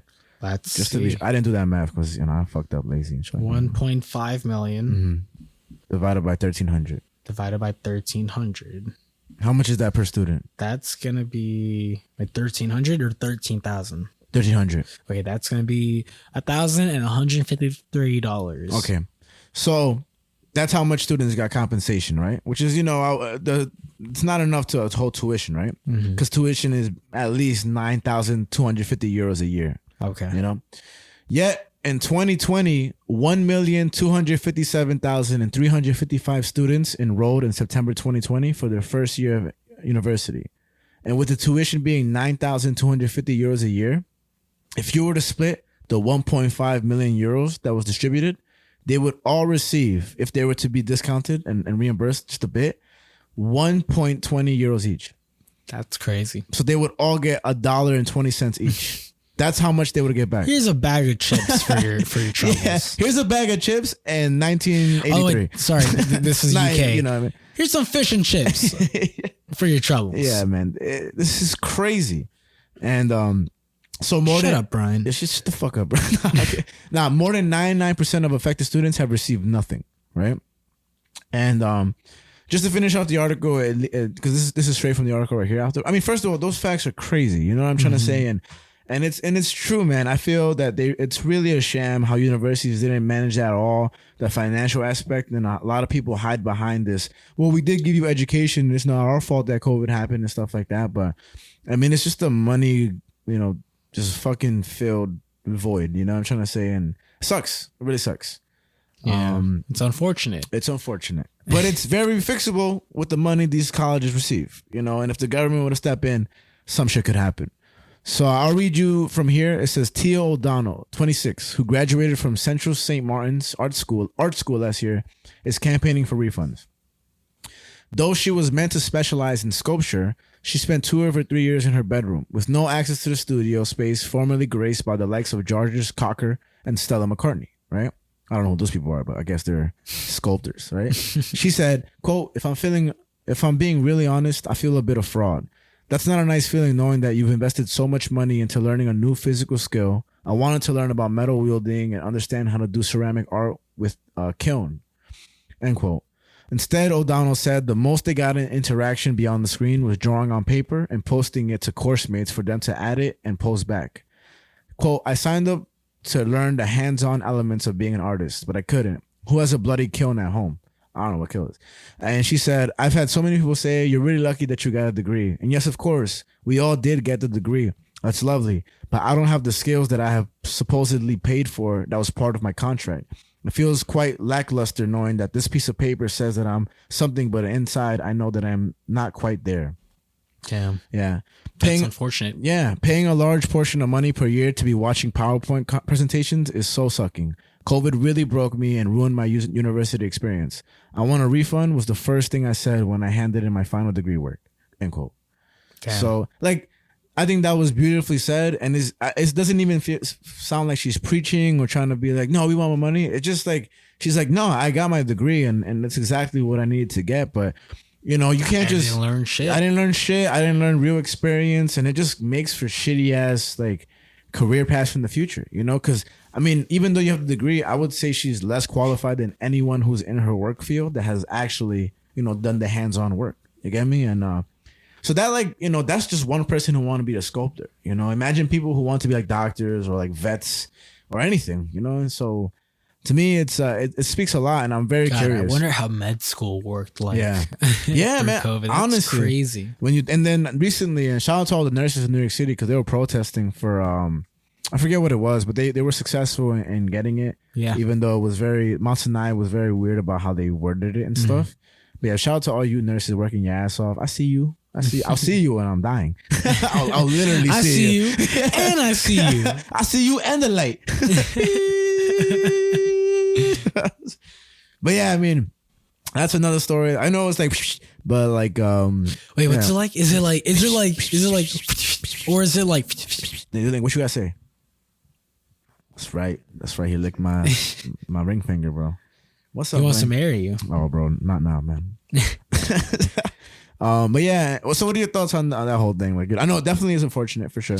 Yeah, no, it's just like like I mentioned before. I think there are some ideas to sort of like bear mention to of the fact that there are. You have to sort of give levity to some of the professors out there that like that there is some levity to the fact that schools didn't account for COVID. Yeah, definitely. Like no one could have had prepared for COVID. Mm-hmm. Like, unless you want to go that except the government. Yeah, unless you want to go down that conspiracy. Yeah. But it's just when it comes down to like teachers and schools like that, no one is really prepared for this. Yeah. And I think while it's important to keep that in mind, it is still fair to try to like say that, hey, you know what? I didn't earn a rightful education. Yeah. I think that's a fair thing to say. Yeah. And if you feel like you didn't earn a rightful education, that's completely fair. I'm not going to tell you, well, I'm not going to tell you, well, actually, it was easier for me, so it should have been easier for you. Go fuck yourself, Tia. Because everyone learns in their own way. Yeah. Online education worked better for me because I'm much more of a visual learner than I am anything else. And a lot of people will benefit. Brian said that he prefers online education too. Yeah, so, and that part I'm not shitting on. And just for me, it's like I need to be in the classroom and interact physically, and that's perfectly fine. Yeah. It's just it didn't work for everyone, and that sucks. Yeah, it didn't work for everyone, but the same treatment was given to everyone, and that's where I think it's very, very like walking on eggshells. So I wonder in the future if there'll be any accountability for everybody. Yeah, I just think it's important to just try to like make mention of that. They tried, like, not I don't think any school was just kind of like, oh, well, the world's falling apart. I mean, I guess I think I like to think at least that schools really had their students in mind to try to like figure out the best way to move forward. Yeah, but even then, with COVID happening and stuff, how could you have a sane mind when people are like constantly dying around you, when the news is this and that? Like, regardless of how focused you are on doing your job, you're still going through this stressful pandemic that is very, life affecting, and, this fear of death every day and this and that. And, what if you're a teacher and you got to go outside to buy some, like, all that stuff is factored into not only the professor. Without a doubt. Yeah. So I just feel that it's there.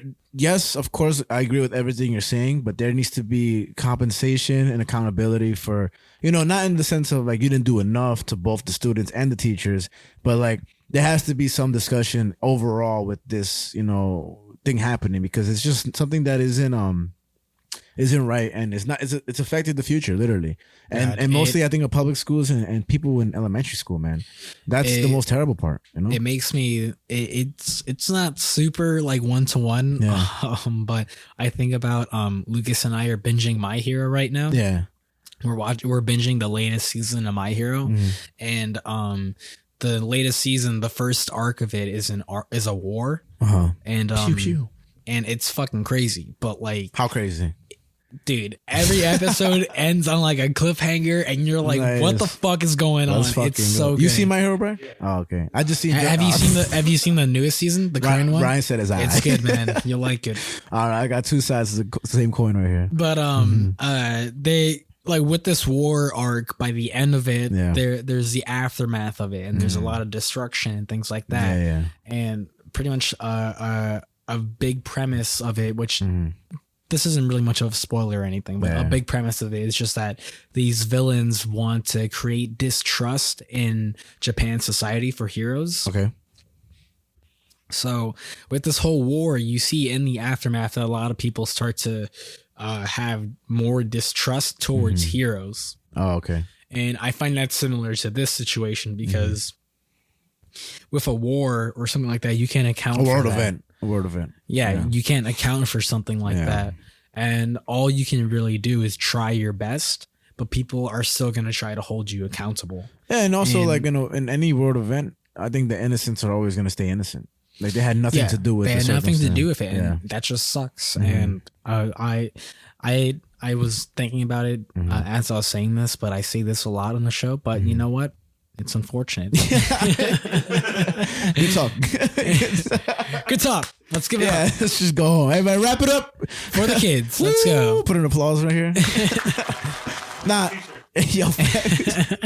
Put in the coffin. No, I mean, yeah, honestly speaking, there really is nothing afterwards you can really do or say. We just have to wait it out, see how the lawsuits play out. And I just think that regardless, universities have always had that, you know, cloud hovering of greed and just, you know, education is overly expensive in the world, and especially in America. So yeah, America, at least we're not North Korea. Which is my next topic. Oh, look at that transition. I'm a fucking god. Oh my fucking god. Wait. Oh. I gotta pee. I'll go pee. I'll talk to Brian. Hey, Brian, what's up? All right, so Brian's playing card right now. I'm just gonna speak into the mic. Which how many? Okay, so we talked about. Hold on, get the mic over here. Come over here. Oh, yeah. So you talked about like the whole schools and stuff. So why did it? What's up? And then Javi said, he felt like it was more fortunate for him to, or he felt like the schools had the best interest in heart, you know, to take care of the students and make sure they're having the, you know, like the actual learning experience. Yeah. Because now I'm pretty sure if you look into all these other schools that are private, like they're definitely not gonna give any like anything. Oh back. No, definitely. I mean, maybe not. Maybe because they're private, they'll have more reason to give back because they are private. So most of their money is coming, you know, straight from like alumni or like donations and wealthy people. You know, so say you're like Tom Brady and you send your son to the school and he didn't have a good time. I think regardless of pandemic, they'll still be reimbursed because Tom Brady's Tom Brady. Or like, what's the third wealthiest guy? I forget his Rockefeller. I think whatever the fuck, one of those guys. You know, so I think they're more entitled to get more money back just because they are. But like people who are going to like prestigious university of scholarship, they probably are just pawns in a big game, regardless. Yeah, you know? No, of course. It's always interesting. Because like I said, I prefer online to I prefer it because I feel like now it's all on me. Okay. You get me? Like now I feel like, well, if I fuck up, it's because I fucked up. Yeah. You get me? Because everything is literally done online, right? And I hate group projects. Yo, facts. But even then, even in online, there's group projects. And stuff like that. I remember I took a class online and that group project, but everything was much easier. Even the one person stacked, it would still be much easier still because like, you know, and also it helped that, we didn't work. So therefore I was able to. That's also true. Like there's no balance of work and life and student. Yeah, that's very true. I didn't think about that. And so like for me, it was always easier because it was like, again, like, if anyone fucked up, it's me. I know it's me. Now the only time, like how and what you said was like, if the teacher didn't know how to like do a certain how to do the program and stuff. But it's right, like it's just you.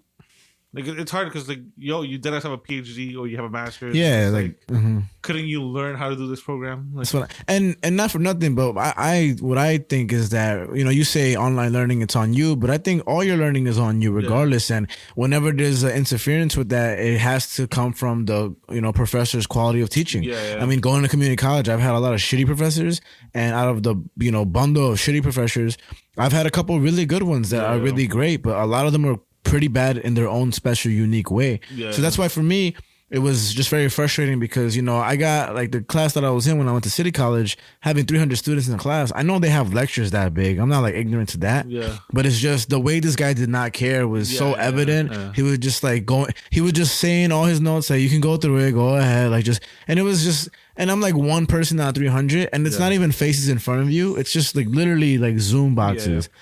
And it just was so disheartening to me because it's a topic that I really wanted to get into, and I'm more of again in person learner. All right, so do you have a favorite teacher? Yeah, and can you differentiate between your favorite teacher and the best teacher? I know one of my favorite professors. Her name was Professor Nakia Thompson. I think that's her name. I forget, or just Nakia. I'm even forgetting. She was the best professor I ever had in my life. She was so fucking professional. She even related her own life to the real hard shit she went through to the class, and she was very professional about it. But her course, her notes, her homework, bro. I mean, I was very dedicated at that time too. But like the whole class enjoyed it, and it was the first time I've ever gotten an A like in a class. Like that was very pretty difficult and stuff. Yeah. And I earned that A. It wasn't that she was just but it was because she was so good that it really helped out. Out of all the shitty ones, it was either their ego, their lack of ambition. They just they didn't want to be in a BMCC. Like, they didn't want to do those things, and you can very much tell. Yeah. And so I mean, I don't know, man, but shout out to that professor because she's the fucking best, bro. She was amazing, and I can definitely tell. And I remember Miss Keenan in third grade, she got mad at me because I was talking too much, but I wasn't. So shut the fuck up, Miss Keenan. You're bugging the fuck out. But Miss Kaiser, that was a good ass teacher. You get me? Nah, for me, it was funny enough in LIC, Miss Murphy. Miss Murphy. It was senior year, Miss Murphy. Yo, it felt like she bullied me, but not in like the bad way. Yeah, she would just slap you in the face, like she bullied me in like the best way, meaning like she would always like pick up because she was English. And I told her about like how I never had an English teacher. Like, from freshman to sophomore year, I never had an English teacher. And then one day I told her that, and I was like, so I'm not very good at like public speaking. I'm not very good at like making essays and writing. She was like, get essays. Good. And then she was just like, she would pick up me every fucking class to read out loud, and I hated it. Oh, okay. But because of she pushed you. She pushed me. Yeah. And when it came to essays, she would always like she wouldn't even work harder. Like it wasn't that even that she like spent more time with me. Yeah. It's that she purposely made me pick a book that she knew was a little bit above. Yeah, like, challenge you, make you better. And I was like, yo, holy shit. Yeah. Because it like she didn't take. It's not like she took extra time out of her day. Yeah, she just said she knew how to like be like, okay, well, I know how to push your buttons in the right way. Yeah, it's like learning a new trick in soccer. Exactly, like you're gonna suck the first 1,000 times you try it, and then you get good at it. It's the way she challenged me was so dope. And I remember I was telling her, I was like, yo, this is crazy. Yeah, this is like no one ever really like tried that hard. Yeah. And again, it's still within the 45 minutes of the class. It wasn't like she spent an extra 5 nights. No.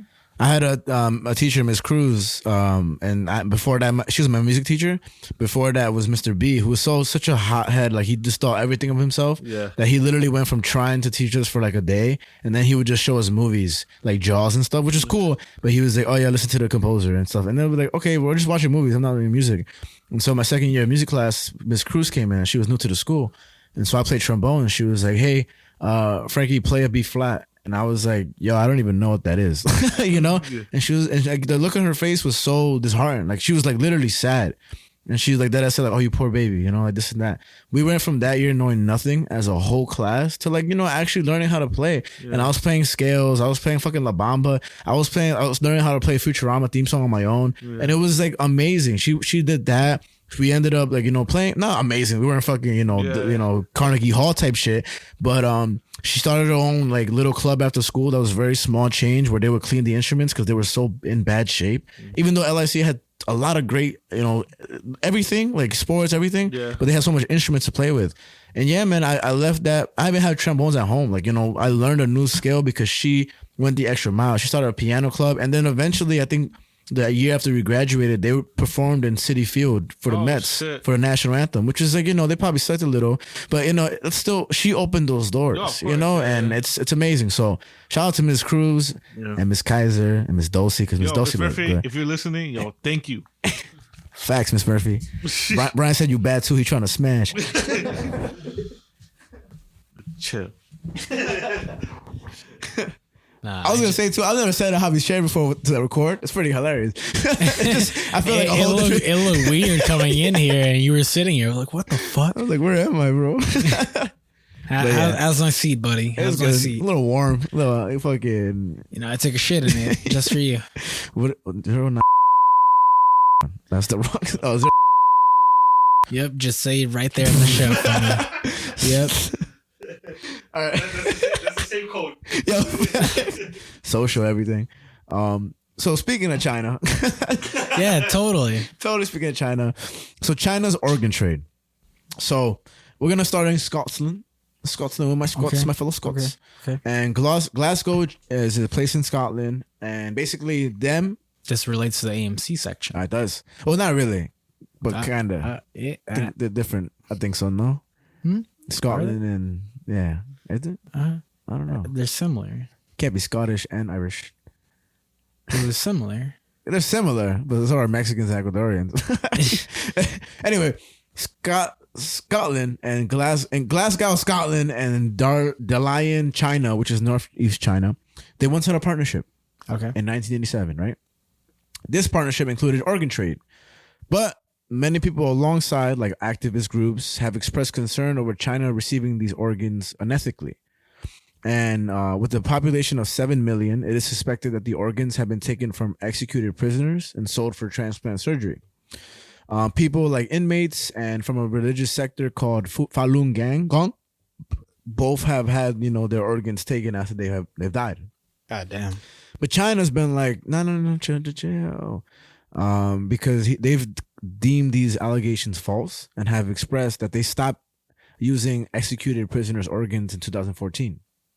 So they were doing this at one point in life, right?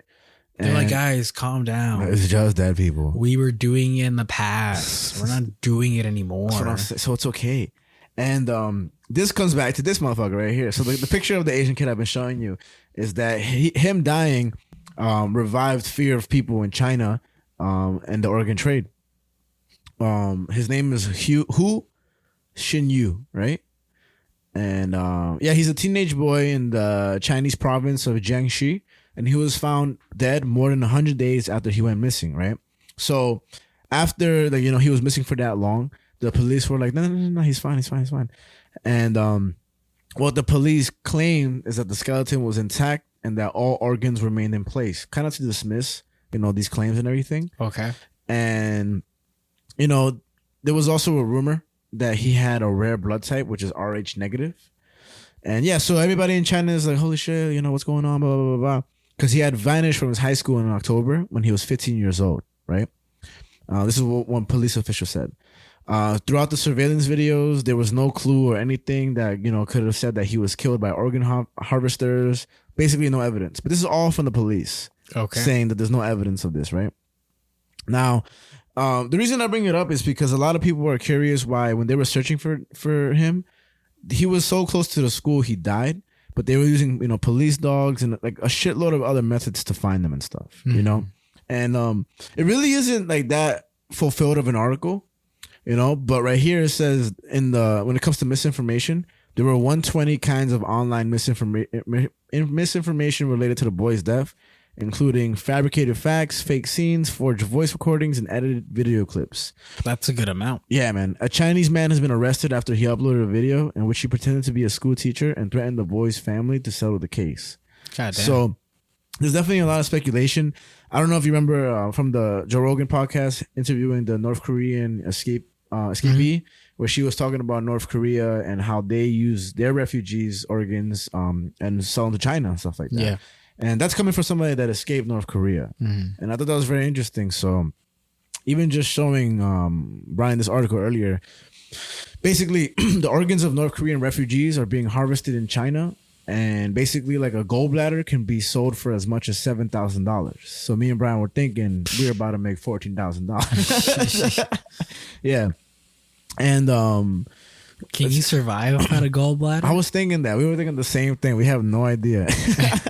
About to find out.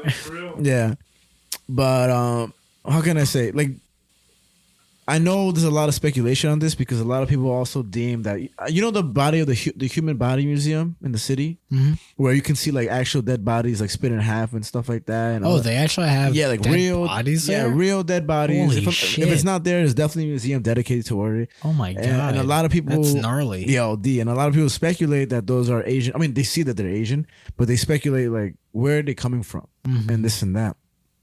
And so how they really deem it is that in China, North Koreans are illegal aliens. So that's why there's such huge targets for all that. And it really is a standalone story with a lot of speculation and rumors. A lot of these articles are from 2018, but this boy's death recently is from 2000. It's not like a couple days ago. Okay. You know? And I just wonder, man, because with the mafia existing with that Italian guy and then all this organ trade rumor, like we're living in a crazy world, bro. These things don't ever stop. And I don't know why I was thinking about this, but I was just like, I was reading a comic and I forget what comic I was reading, but I think it was a superhero comic, and it was just like, I think it might have been a Batman related comic because it was about Gotham, and it was just like, Gotham is so shitty, it's in ruins and things like that. And I just started thinking to myself, and I was like, man, like the world in comics and stuff is so dangerous. Yeah. But in reality, it's just as dangerous in the real world. It's just not as publicated or like reported on as it is. Because like you see in comics, like this just in, like fucking prison break, this just in, bank robbery. And while probably much darker shit happens in the real world, it's not getting reported on, and it's not getting put on the news. Yeah. Stories like this. Because they literally can't, because there's so much things happening all the time, you know? And it's just like I was reading my comic and I thought to myself, you know what? This isn't that far fetched. Well, would this be a cool comic idea? Like if it's just called The News and every comic starts with, today, a girl was murdered with, she was hung on a meat hook thing and then she was stabbed to death 450 times. And then it just fades out and then it shows the events happening, stuff like that. And then when it finishes, it's like, and then in today's news, and every issue would just be the news. That'd be kind of cool. That'd be interesting. That'd be interesting. Obviously not having a little girl die, but I'm trying to say, like, it fades into like, this is the news, and then when you actually go into the world of where it is, and then it fades back into back to this and this, back in these news, and it maybe even covers like true stories and stuff like Justin Roiland, like, they show the domestic violence and stuff, but they use like aliases and everything. The only thing that reminds me of is this one anthology series from Image. Yeah. It's from what's his name? Shit. I'm gonna search up his name real quick. It's this comic called The Silver Coin. And it's this comic that was created by this artist. He does the art for every single issue. But each issue is written by a different writer. And this anthology series is connected by the idea that there is this silver coin out there, and that when someone has this coin, it basically makes them go crazy. Michael Walsh. It's created by Michael Walsh. He does the art to every issue. Yeah. Silver coin. So whenever a character finds the silver coin, it basically ends up ruining their life. Interesting. And so every issue is about another person's life that's ruined by this coin. And it goes throughout the decades, looks at different people all throughout the world and stuff. And again, every issue is written by a different writer. They've had writers like Chip Zdarsky do issues and stuff like that, or one issue at least. But yeah, that's the one thing I think of. Sex crimes. Right? Criminals. God damn it. Sex criminals. And Spider-Man Life Story. Check it out. It's funny. When I was going to the city the other day, I was in the 7 train by myself, and I was singing the Radiohead song because I was trained by myself. And I saw a quarter, so I go pick it up, and I'm just like, damn. In retrospect, I could have had my life ruined. Could have. If these comic rules abided me. So yeah, I mean, that was my story. I know there were 3 really short ones. So my goal was to see how would this show? No, I mean, I'm not gonna do this all the time, but I just wanted to see how a shorter episode would feel. You know, I mean, with having like still pretty juicy stories. I could have done way more research on the organ trade. I mean, I won't lie to you. I feel like I do short stories pretty often. I feel like I don't stress myself too much about like finding long stories. I just want to find stories that are interesting. I don't really look like, while length of a story is important, I think, while finding stories for this show, I think what's more important is just what kind of conversation can come out of it. I think so too. And for me, I like longer stories just because, honestly speaking, like I remember we did the Uber story, which I really couldn't, come across. That was a long one. That was a long one. But to me, you must have busted your ass writing the notes for that. That's what I'm saying, because when I look into those long stories, it really is because, like, it's not because, I want to just speak and this and that and just, sound like I know everything. It's because the things you find in these articles, like, they are really crazy things, like that. For those who have, if you go back and listen, all you're going to hear is Anthony chatting over there, But shout out to Anthony for chatting about that something. Guy. And everybody has their opinion, but the reason it's so crucial is because there was a lot of elements to those stories that really were heavy, even with the Barstool one. And we've covered sports gambling a lot on this show.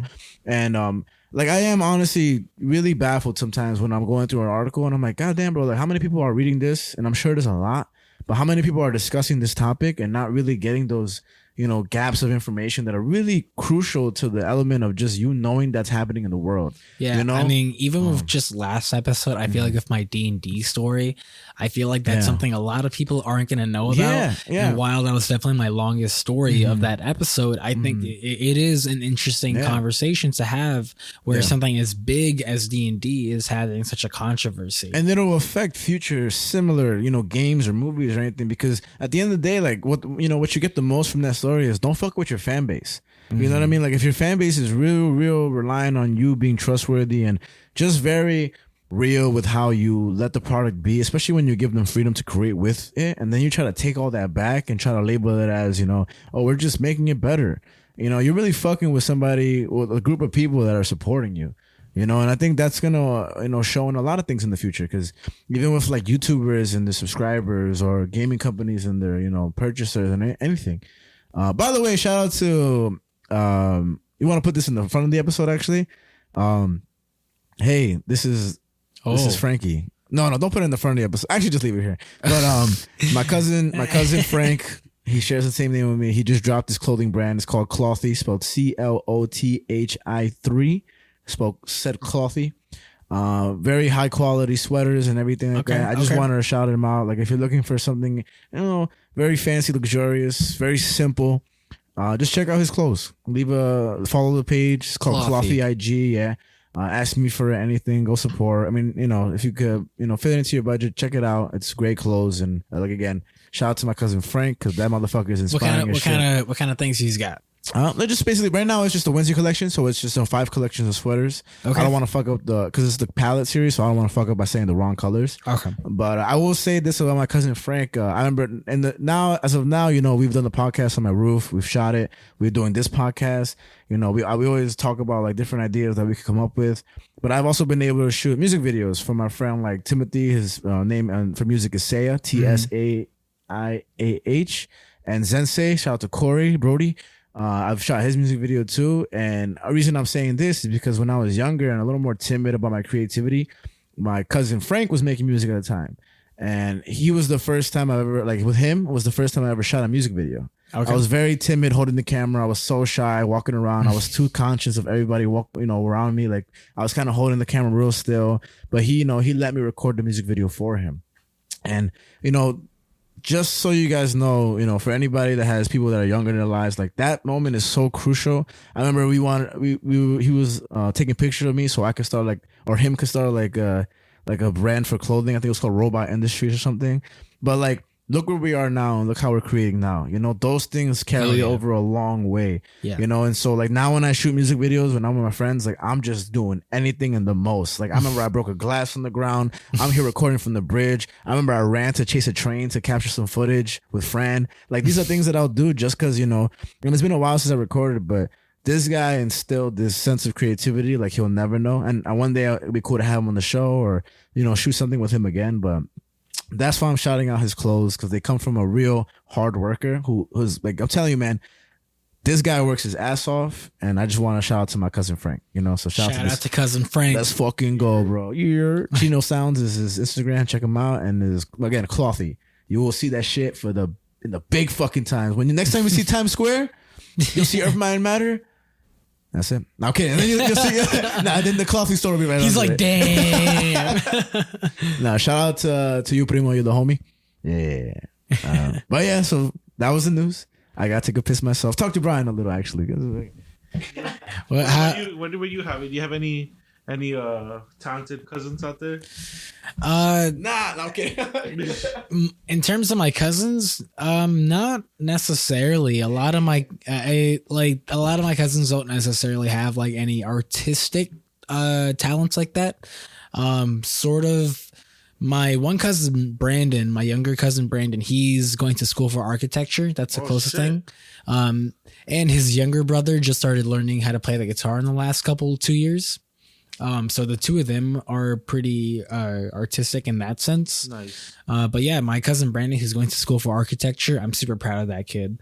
Like I've always said it before, but he's like one of the smartest kids in our family. Like he is definitely gonna make it for sure as an architect. Like he's already interning for fucking this company and stuff, and he's been interning with them for a while, and I definitely think he's gonna land a job with them once he's done his school. He has one more year left. Oh yeah, he's got one more year left of school. His name is Brandon. He's going to school in Philly. I fucking love that kid. He's my dude. He's my guy. He's my guy. What about you, Brian? You got any artistic cousins? Yeah, my cousin actually he owns his own graphic shop. Really? Yeah. Oh, you know what? I think you told me in Mexico, right? Yeah. That, and you mentioned that we could always talk to him about like making shirts and stuff. Yeah. He's it's obviously gets harder because like when you want to send stuff through Mexico, it becomes a pain. But yeah, honestly, yeah, he got it, man. He got it. And I like his Instagram handle is Studio Grafico. And yeah, he owns it. It's a mom and pop shop. He's doing his thing, man. And like I always see him, and like he makes. Right now, he does things for like. I guess you could say it's like big businesses. So he makes like the banners, or he'll go in there and put like the paint on the windows. Okay. You know? Okay. Yeah. So he'll like make, obviously it's gonna be like waterproof and everything. And Mm-hmm. like what crazy is because Oh. I did already. Okay. What was the name of it again? So I actually look it up now since my game finished. What? Yeah, if you don't know, I'm addicted to this fucking game. Call of Like a Duty piece game. of shit. You could be Brian, I'll give you nothing. 'cause there's a lot of Call of Duty players out there. Yo, honestly, but I'm ranked 97. Damn, What the that's fuck? crazy for You're games. disgusting, dude. Yo, somebody take away the phone, bro. You're gross. Yo, honestly, yeah, bro. Get out of here, bro. You need to leave. I've never seen you do that. That was so funny. Nah, Brian does that shit all the time. Like, No, I'd be somewhere. I love how Brian. Can you say it real quick? You need to leave. no, I know Brian does it. That's why it was so Oh, yeah. funny to see you do it. On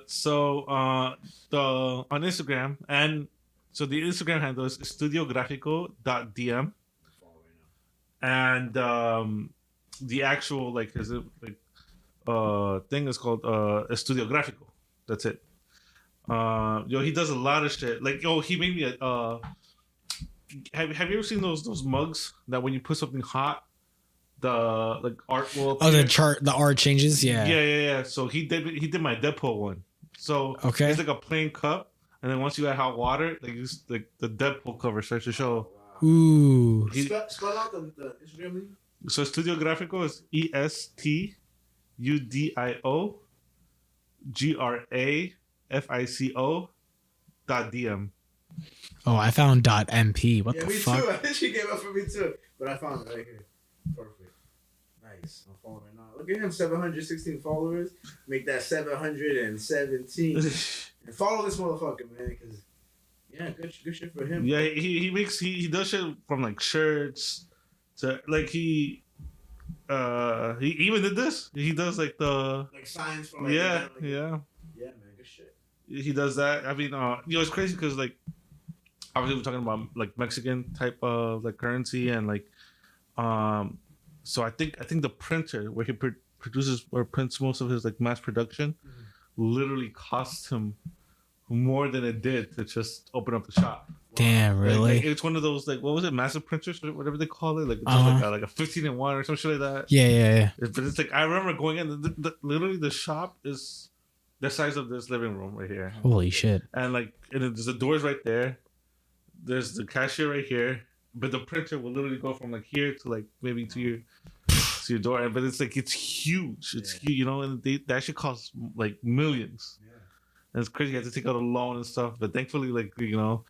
And he was telling me like the hardships was like, yo man, like getting people to know that we're here. It started becoming like, oh, like, yeah, because it's like, how do you market? Yeah, you know, especially in Mexico when people don't have a lot of money to like, you know, to buy your services. Because he knows he was a shit. He knows he's a shit, you know. But it's also like, well, yeah, I need to be in a place where. And I told him like, like years ago, I had a shirt and it's basically like a stormtrooper. You know how like it's the white helmet. Yeah. So he basically made like a color design, like kind of like you know bandanas, you do the designs, you know, for like, but he did it in black ink, and like underneath the stormtrooper head he put got ink. Okay. So it was very just clever. Yeah. And I posting on Instagram, it got many likes. Well, funny enough, back then I didn't have as many followers, but I got literally like within like 10 minutes I already had like 26 likes. And they were like, oh my god, yeah, 26 likes. I was like, you know, to them. They're like, Brian, you're a Star Wars fan? And then but it just shows like I never realized, because to me, like, you know, you become numb to it. Like, oh yeah, I usually get these 26 likes regardless, they're my friends. But to them, it's like, yo, that's like, you know, and I was just like, I never thought about it like that, you know. So obviously they're in a business mindset. Mind you, I was only like 16, 17, so I think I didn't give 2 fucks. I just like the shirt. But then I told them about like, yo, like, then Star Wars people, like, I had Star Wars heads that were like hitting me up, and they were like, yo, where'd you get this? What's this? I want that shirt. I want that shirt. I want that shirt. And I was like, oh shit. And I had a few DMs, and I showed him like my cousin. And he was like, yo, I mean, we just started this business. I don't know how we're going to... Yeah, how the fuck are we going to get this shirt? Yeah, how are we going to get this... Well, bitch, I don't even have the shirt. Like, how are we going to send it? Like, does it cost nothing? Because now you're thinking about, like... Especially back then. Yeah. You know, now I think... I still don't even know if they would do international either. But just have somebody cross the border with a shirt. Yo, facts. I'll do it. I'll do it. Puts on the glove. Yeah. Take the shirt, bro. That was cool. It's also too with your architect cousin. Yeah. That's always dope. I mean, those people could draw too. So. Yeah, I mean, he started off as an artist before he moved into architecture. How they always do. I have another friend, Brandon, and he got into like just copying like comic art. Nice. Whatever comic art. You know, it was just something that he liked to just copy. And then he just became good at it. But then he always had a fan for like architecture and building. So he became an architect too. And I was like, oh shit, that's interesting. Yeah, you know, I actually I had a moment like I just felt good about this. But I had a moment at the last comic event that I did for the Queen's Comic Party. Shout out to the Queen's Comic Party. Shout outs. But I was at their last event for the month of January, and it was on a Sunday. We do it every month. Catch us this February.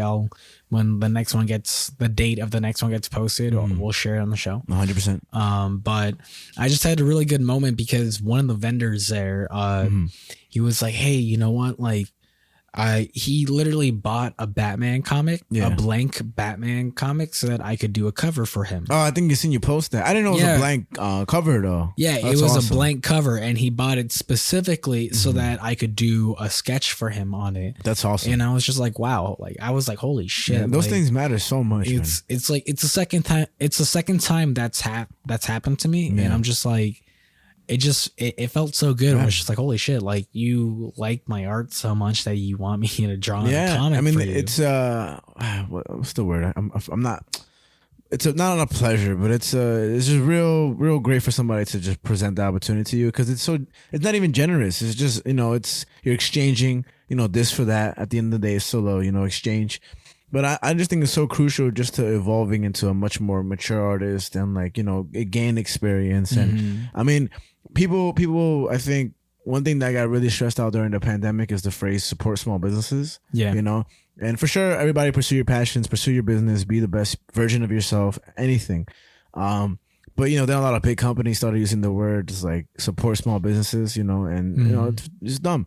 Because there's people like you, like in some sense, you know, not like in a bad way, but like you're in the trenches right now, you know, like I remember I went to the comic book party and it was in Woodside off the 7 train. Yeah. And like, was it a war veteran club and stuff like that? Veterans club. Yeah. So like, you know, eventually that's not Comic-Con. No, it's you know, not. it's anything but Comic-Con, you know, and it smells like cigarettes in there. And there's a bar at the corner and it's so random, but it's like, that's where you start, man. Whether it's like you shooting by yourself, you know, basketball in the dark, every day at 9, you know, whether it's you like anything, singing to yourself in the mirror or whatever, you got to start somewhere, you know, and it's those little things, you know, when somebody supports this show, when somebody supports your comics, when somebody watches Brian go play soccer, you know, those things really add up. You know, and it's just the consistency of doing it, and it's amazing, man. I mean, it also just felt good just because like my dad showed up, and it's the first time he's shown up to one of my events, which is super crucial. And he was like, he saw my 4 pages that I have. He was like, "This shit trash." No. He was like, "Yo, what the fuck?" Yo, must be that Ecuadorian. He was like, "And disowned." But he saw he looked at my 4 pages of my comic that I'm working on. He saw my art that I'm working on. He saw all the stickers and he was like, this is a lot of work. Yeah, man, it is. And I was like, yeah, it is. And people don't really realize that. Yeah.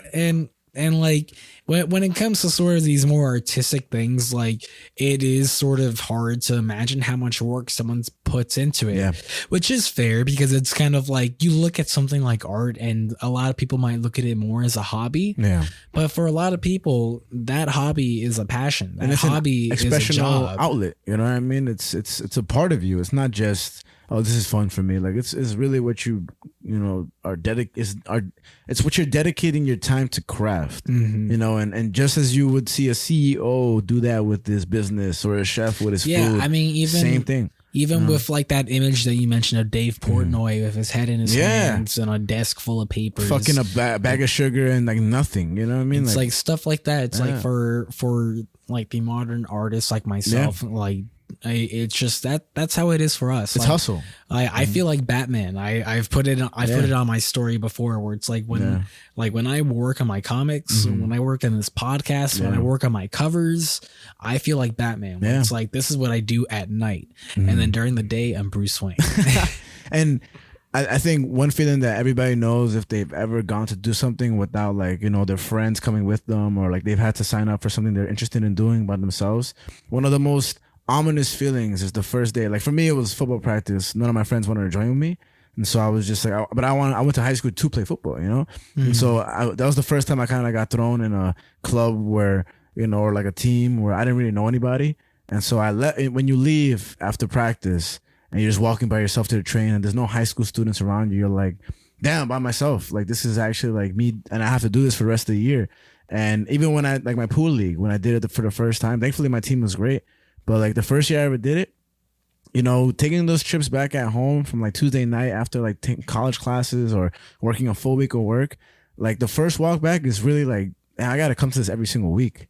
And now it's like one of the best times for me, like of my week, you know. But and for you, like when you leave, you know, the comic, you know, party, especially when I remember that day we went in Woodside, it was raining afterwards. It was a kind of like a, you know, was it dreary day and stuff like that. You said you weren't feeling so good afterwards and everything, and those things come along with that, you know.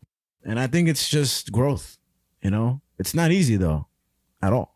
You know? And it's but I know anybody who's pursued something in that field knows that walk, you know, and they know it just gets better though.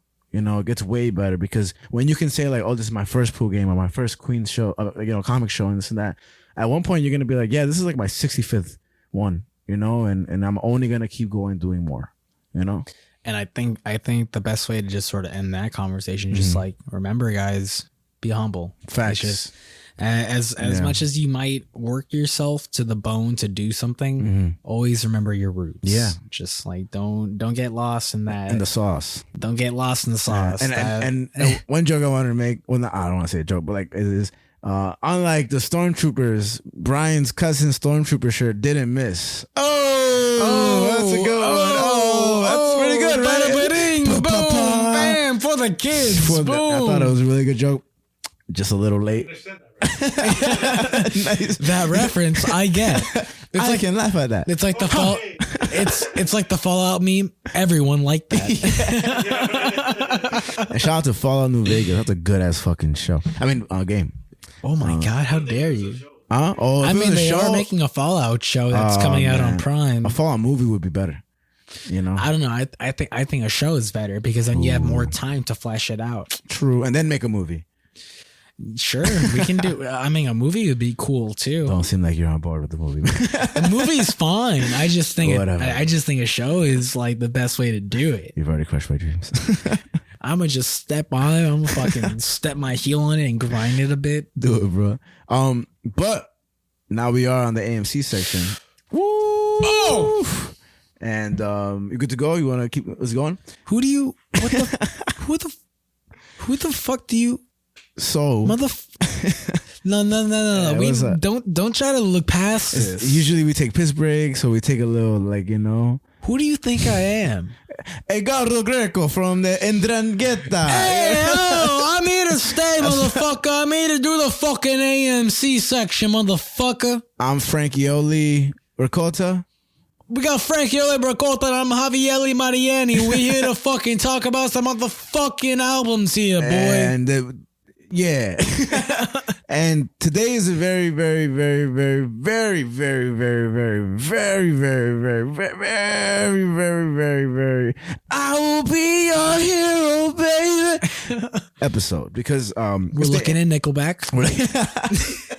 And Enrique Iglesias. No, today's album section to me is particular because this is an artist who I'll mention in a couple seconds, who I did not know who to pick for the album section this week at all, you know. And I'm very lucky that I found this album because it really speaks for itself. And actually, Brian and me saw this person live in concert in Brooklyn, which we'll get to in a few. But today we're going to be talking about an album called Dear Annie by Rejjie Snow. Dear Annie by Rejjie Snow. Yeah, and just off the bat, like, for those who don't know Rejjie Snow, which I'm assuming a lot of people don't, not to like shit on him or nothing, it's just this guy. I've been trying to think of what music I can relate him to, but he has such a classic vibe to him.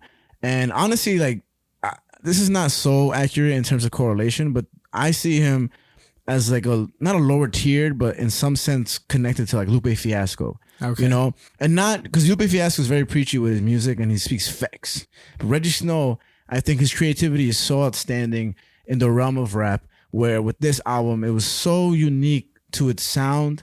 And, you know, at the time when it came out, just a lot of great tracks that, you know, even showing a couple of my friends like this past week, you know, some of his songs and everything, like they just love it. You know, and it's definitely a chill vibe mixed with like an emotional, you know, connection. And I think there's a lot to it where it's so hard to speak on the lyrics because it really is sound for me for this album, you know? Okay. But Dear Annie, Rejjie Snow. Yeah. Yeah. I mean, I'll just say as like off the bat that, you know, I had never heard of Rejjie Snow before this. But it's hard for me to make much judgment based off of that solely because I don't know a lot of like modern like hip-hop, artists rap, or anything like that. Like well, you do, but just not in this genre. Yeah. Nah, I don't know shit. Well, you know, like punk, you know, like modern punk, you know, like mom jeans, you know, I know my shit. Yeah, that's what you're like. saying, I know bro. my genres. Yeah. It's just like when it comes to like the mainstream stuff, which is like hip hop and rap and stuff like that, I'm just not as kept up. Well, and I'll say this isn't mainstream at all. Like this is definitely like, even though it's one of his most famous works, this is like. I try to ask 50 people who Rejjie Snow is, and I'll guarantee you nobody will know. And that's interesting to hear, even though he's major. And that's interesting to hear because I would have no idea. Yeah, I literally would have no idea. So it's like to hear that he's not necessarily known in the space. Yeah, it's just kind of like that. That's just really interesting to me because I'll just say off the bat, it was an interesting album. Yeah. There were a couple songs that I weren't too crazy about. That I wasn't too crazy about. And it's a long album. It's 20 tracks. So that it's in 20 itself tracks. is very, It's an hour long. Yeah. But an hour on the dot, which I thought was interesting. Oh, I didn't know that. That's crazy. But I, there are a couple tracks that I weren't too crazy about. But I think it's a very interesting album in terms of the fact that you can tell that this person was messing around with whatever they were doing, and the fact that there's a lot of sort of interludes thrown out there, where it's sort of these little rap, like radio things and whatever stuff like that. I thought was interesting. Yeah. It seems like this guy Rejjie Snow doesn't take himself too serious. Yeah. While also still trying to want to put a serious tone in some of his songs. Like I think he has a good balance of like not taking himself too serious, but having those songs that make you go, damn. I think what his music is that, again, I don't think he takes himself seriously. I think he takes his creativity immensely serious. I think where the balance of him is that he's really huge with not only music but fashion and a lot of aspects of creativity.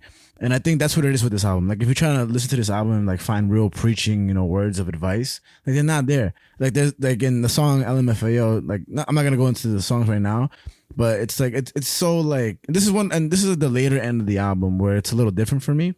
The most famous song on the album is Egyptian Lover. Okay. That's the most, like if you look at the views of the lyrics right here, this one has 88,000 views. The next one is 23, which has 54,000.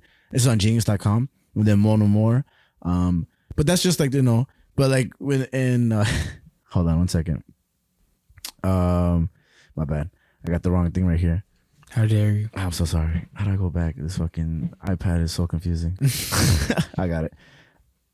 My bad. So when it comes down to like the later versions of the album, I think it's like it's split into two. The first is pretty much, a calmer vibe, chill, everything, and the rest is more like high tone beat and everything, but still pretty much Rejjie Snow. So in the song Charlie Brown, it starts with, I met your mama an hour ago, and then I told her just where to go, down on the pavement to lick my balls, heat it and show no discretion at all, And again, that's the later part of the album.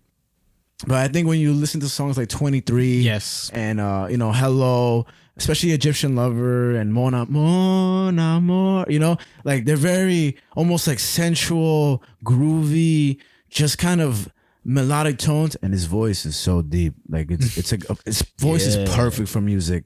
It's like, I'm Rejjie Snow. Rejjie Snow. Yeah. Hey. And for me, this album, it's a complete album, and it had immense success, and it really boosted his career. I just want to go into him a little bit. So his real name is Alexander Anyeg Bunam, right? I'll just say that it makes sense. I'll just say that I was confused because I didn't really look at who Rejjie Snow was when I listened to the album. I just listened to it. But I was surprised to learn that he's black. Yeah. I don't know. There was just something about like the album cover specifically where I looked at the album cover and I was like, oh, this is a white guy. Yeah. And even maybe if his voice could be, you can't really tell from a voice so much, that's very true because you never know who's saying what. But yeah, no, he's definitely a black man, and his dad is Nigerian. His mother is Irish Jamaican. So he's Jamaican, Nigerian, and Irish. He's born in Dublin in Drumcondra in Ireland. Which is crazy, you know what I mean? Like that's already a big thing in itself. Like an Irish rapper, like what do you think of all that stuff? You know? And he started school in Ireland and later went to school in the U.S. at Montverde Academy on an athletic scholarship for soccer. Oh wow! So I didn't know that. And he then studied film and design. He has albums like Dear Annie, Baba Black Sheep. His mixtapes are The Moon and You, and the EPs are Rejjevich and Dear Annie Volume 1 EP and Dear Annie Volume 2. He's worked with people like Joey Badass. I don't know if you know MF Doom is. Yes. Yeah, so he's sat down and had lunch with MF Doom, rest in peace. Oh, wow. And he's toured with Madonna and Kendrick Lamar. When did MF Doom pass? Not too long ago. I'll say maybe within 5 years. Okay. Yeah, but he's toured with Kendrick Lamar and Madonna. Okay. And I mean, he's got the attention of so many people. And you know who he did remind me of a bit? Not too much. But he reminded me a bit of JPEG Mafia. JPEG Mafia, really? Yeah, really. Just in the sense of like just creating a different sound per song. Just trying to make it very creating that variety within a playlist or an album. Just because the only context I have of JPEG Mafia is when we saw him live. Yeah. I think the music, I mean, I get it for some songs, but JPEG Mafia's music is so fucking wicked and wild. To me, it's so like I mean, I love some of his songs, but some of them are like, and he just starts rapping and stuff like that. And it's, for me, I love working out to his music. But JPEG Mafia is definitely an artist. Not to say Rejjie Snow isn't, but that guy is elaborate in terms of just sound and wild. And I'm really proud of him. And I think touring with Turnstile was a great opportunity for him, man. It was really amazing to see that. If like anything, Rejjie Snow is like a tame JPEG Mafia. Yeah. Hell yeah. I mean, yeah, but yeah, man. I mean, the music he's done with Joey Badass, I think he has the vibe of Joey Badass and the just potential of Lupe Fiasco. Okay. And there's so much more, but again, it's been, I mean, aside from this podcast, which I will say also, that's the beauty of this, that you get to listen to new music, and I do too. And even with the movies and comics, like it's so cool that, you know, sometimes, you know, you want to venture on your own and find this and that, but like having a responsibility of like looking into the album and everything and finding the details about it. Like one thing I missed out with Burn After Reading is when we covered it the other day, is that the 20th anniversary had passed like not too long ago. Oh, yeah, really? so we missed that completely. That was my bad. Man. I should have looked into it more. And so, I mean, that's interesting in itself. And yeah, so one thing I'll say with it, because this album is, I think it's way too long to break down, you know, song by song for sure. And I want to pinpoint like the songs that we liked a lot. And for every note you have, we'll talk about it.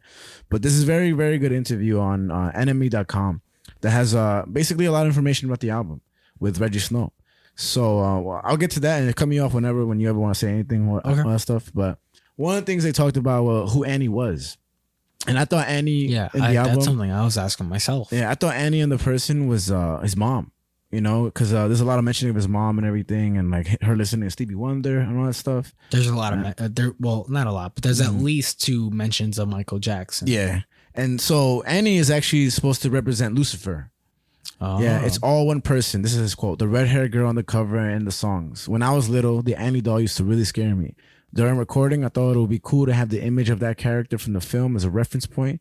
The album itself is like a play or a movie with all these different experiences and relationships playing out." He also did the voice of the DJ, which I was surprised too. I didn't think he was the voice. How could he do that? What? Yeah, the Really? DJ voice. Yeah, he was like, "Hey," so, and he's like, "Yeah," and it's cool because you know, we can't really play the music. Wasn't on it there. Justin Roiland? yeah, man. Like, No, I mean we can. I got you right now. Which one? oh, it's like the third song. I mean, we could play it from the beginning too if you want to, but yeah, right there. And no, I mean like we can't play it on the sound. Oh yeah. But to mimic the DJ's voice, let's see if we could get it. And this sound is so fucking chill and calm. But the DJ, it's like this. "Hey, welcome back to the show. You know, welcome back to the wonderful world of Dear Annie. I'm your host." Beep, which I like that he introduces a lot. That censorship sound. Yeah. And so the DJ host talks like this, and Rejjie Snow is more like, "Yeah, well, you know, I've been talking about everything in London, and you know, it's just amazing, you know." And it's like there's a lot of like sexy vibes to this album, you know what I mean? Yeah. You know, it's like a lot of this and that. This is a great fuck album. Yeah. Oh yeah. And even with this interlude, he's talking about a girl that he fell in love with and how they would say mean things to each other. You know what I mean? You know, right now. And then 23 plays, if I'm not mistaken. Yeah. Yeah. And then one of the, you know, hooks for 23 is, "Why you gotta say mean things about me? Why you gotta say mean smoking weed all day?" Woo!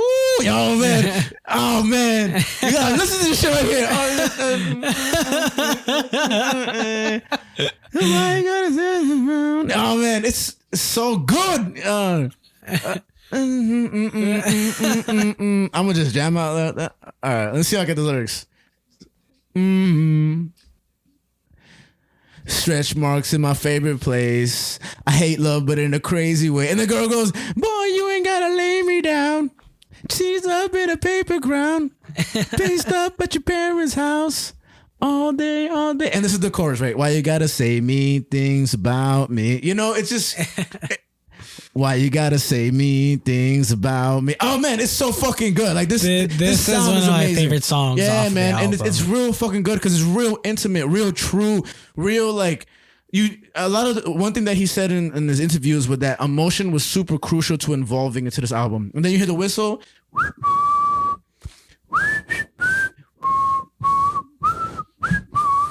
Listen to the song. Small rips on your skinny jeans. All right, I'll stop because I don't want to keep this is the whole A.M.C section. But the hard thing about this album is that like you can pick off the lyrics as much as you want, but it's that sound. Like when this hit my ears for the first time when I was younger, it just blew my mind, man. Because this is my vibe right here. You know, I go a whole bunch of ranges when it comes to music, but this is so chill. And even with the opening lines, like I'm at home smoking weed all day. You know, like that's what I was doing at one point. You be doing that shit too and everything. And music like this and marijuana is just like cheese and wine. You know what I mean? Like it's just like chill as fuck. You know, which is his personality completely. You know, I wish that listeners could hear the music as I talk because I know I sound wild right now. You know, while rap and hip hop isn't necessarily my go-to genre, there are rap and hip hop artists that I do enjoy. And after listening to this album, Rejjie Snow has become one of them because of how chill of a vibe he brings. You can listen to this at a picnic, right? Like you're at the piers, the sun is setting, and you're hearing this right now. You with your girl, some shit, or your guy, whatever the fuck you like listening, and you're just there, with and your dog, your fucking your dead relatives in a coffin, anything, bro. And you can just or like taking a drive down a bridge or some shit like that, just taking a walk. I feel like this is I wouldn't even say this is a stoner album. As you're looking at your friend that you're not going to see for a long time and you part ways in the highway, and as you make the exit you look at him and you give one last nod and one of them is bald and the other one crashes into a tree. What are you referring to? Well, Paul Walker, more like Paul laying down. Oh no. What? You can't whistle and smile. Wait. I can't do it. Dun, dun, dun, dun, dun. Yeah, so I mean, and you know it's interesting, even how the album starts, like it's kind of like a chant, kind of like, like Dear Annie, it's very interesting. But yeah, so Kendrick Lamar is a very huge artist, fucking one of the biggest ones today. And I think one of his most controversial, underrated, but I think his best album is To Pimp a Butterfly. And so that's a controversial album? Not controversial, but there's a lot of I won't say controversial. I think to a lot of people, especially like modern listeners and younger listeners, I guess the controversial part is the sound, which is very jazz heavy, very instrumental, like almost like poetry slam and almost like that type of feel, Okay. And so when you listen to it, you're not listening to like what's it called? What's his first album again? Good Kid, Mad City. Kendrick or Damn, these are songs that are playing on the radio and stuff. This one is more like one of them is like, yeah, like it starts like that, and it's just like it's so strange, but I love the album. Like I remember when I really fuck with an album, I will walk home from like Pulaski, I will go over the bridge and I'll just walk home so I could listen to the whole album in whole. And when I listen to the song I Am, but the last version of the song, like he talks about the Negus, Negus, like, and what do you think Negus means? Couldn't tell you. It's like Black Emperor, Black King. He's like the history books try to rewrite it, this and that, whatever. And he's like Kendrick Lamar, illest black niggas alive, which is like Black King, which a lot of people, they use the N-word and this and that towards black people and stuff. But I think it was so amazing how like that switch up is very real. And a lot of artists today understand that reference. And it's always been the reference because it's in history. Negus means like Black King, Black Emperor, in Africa. Okay. So I mean, that little part, I remember I literally listened to it and I had to stand still because I was shocked. I was like, this is fucking amazing, like real rap. And anyway, the reason I bring it up, shout out to all the Neguses out there. You know what I mean? For real. But Rocky, Rahki, he produced Grammy winning To Pimp a Butterfly. And he was able to work, Rejjie Snow was able to work with this guy.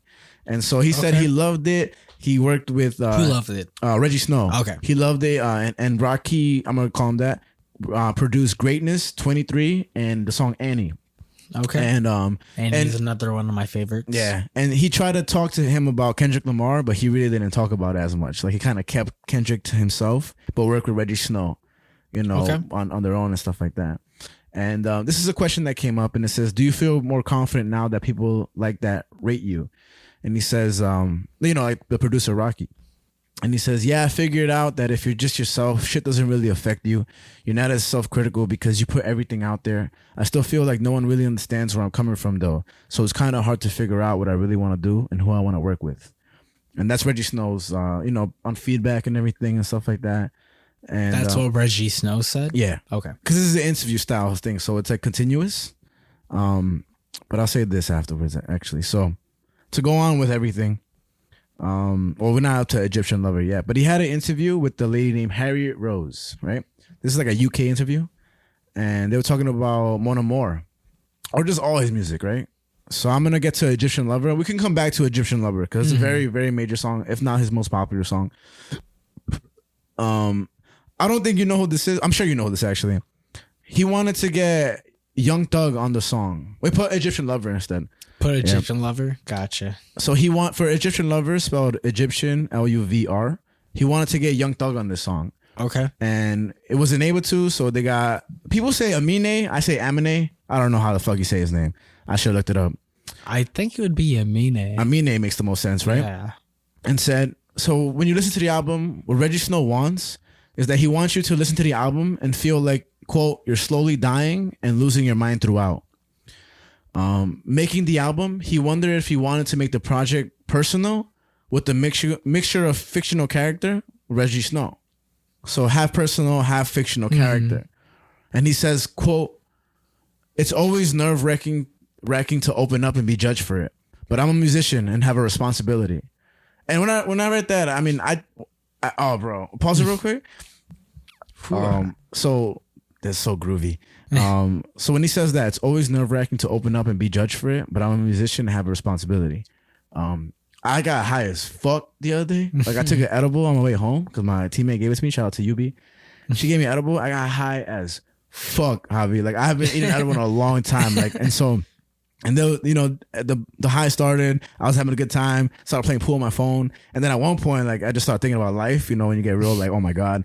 And then I started thinking about the podcast, and that line hit when he says it's always nerve-wracking to open up and be judged for it. And that was in my high. I was just like, damn, bro, we have so much recorded words on this podcast and so much, and for me, like my mind is so like all over the place.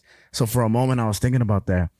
And it was just like, it was a little harsh, but for me, like I just controlled my high by saying like, just chill out. Like you're overthinking shit. Calm the fuck down, Frankie, And, but yeah, man, I can imagine like putting yourself out there in music is also the same thing, if not in such a shorter time length. Like we have hours. These guys have 3 minutes, Yeah, I mean, well, I will say that this is a long album. Yeah. It is an hour. Something that I thought about listening to this album, I thought about Gami Gang a good amount just because that's another hour long album. Yeah. And something, I'm just throwing this out there, but just something that I realized as listening to this album a couple times is that similar to how you found the second half of Gami Gang to not be as strong as the first half, I felt the same way about this album. I can see that. Except the last one. The last one was pretty great. The last two songs. Yeah, they're really like, wow. It kind of like rejuvenated the whole beginning theme, if I may say. I was just gonna say that, like, in terms of those lyrics of like, putting yourself out there and being judged for it. Yeah.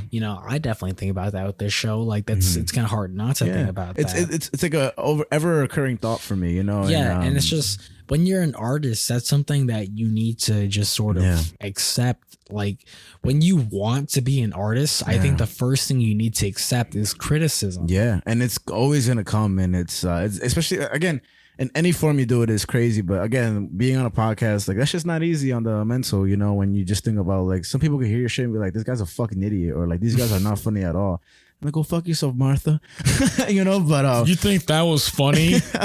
Franklin? Yeah, but when we get real good feedback from people, or even like 2 people listening, like it's a good fucking pleasure and honor. And when we check the stats and we see people listening all over the world, like, even if it's LA or like Texas or like, one motherfucker in Scotland, it's so inspiring. Just like when the one guy buys a comic book and asks you to draw on it and stuff and everything, bro. So like that was a big one for me when I read that, and when he was talking about that in the interview. It was really amazing.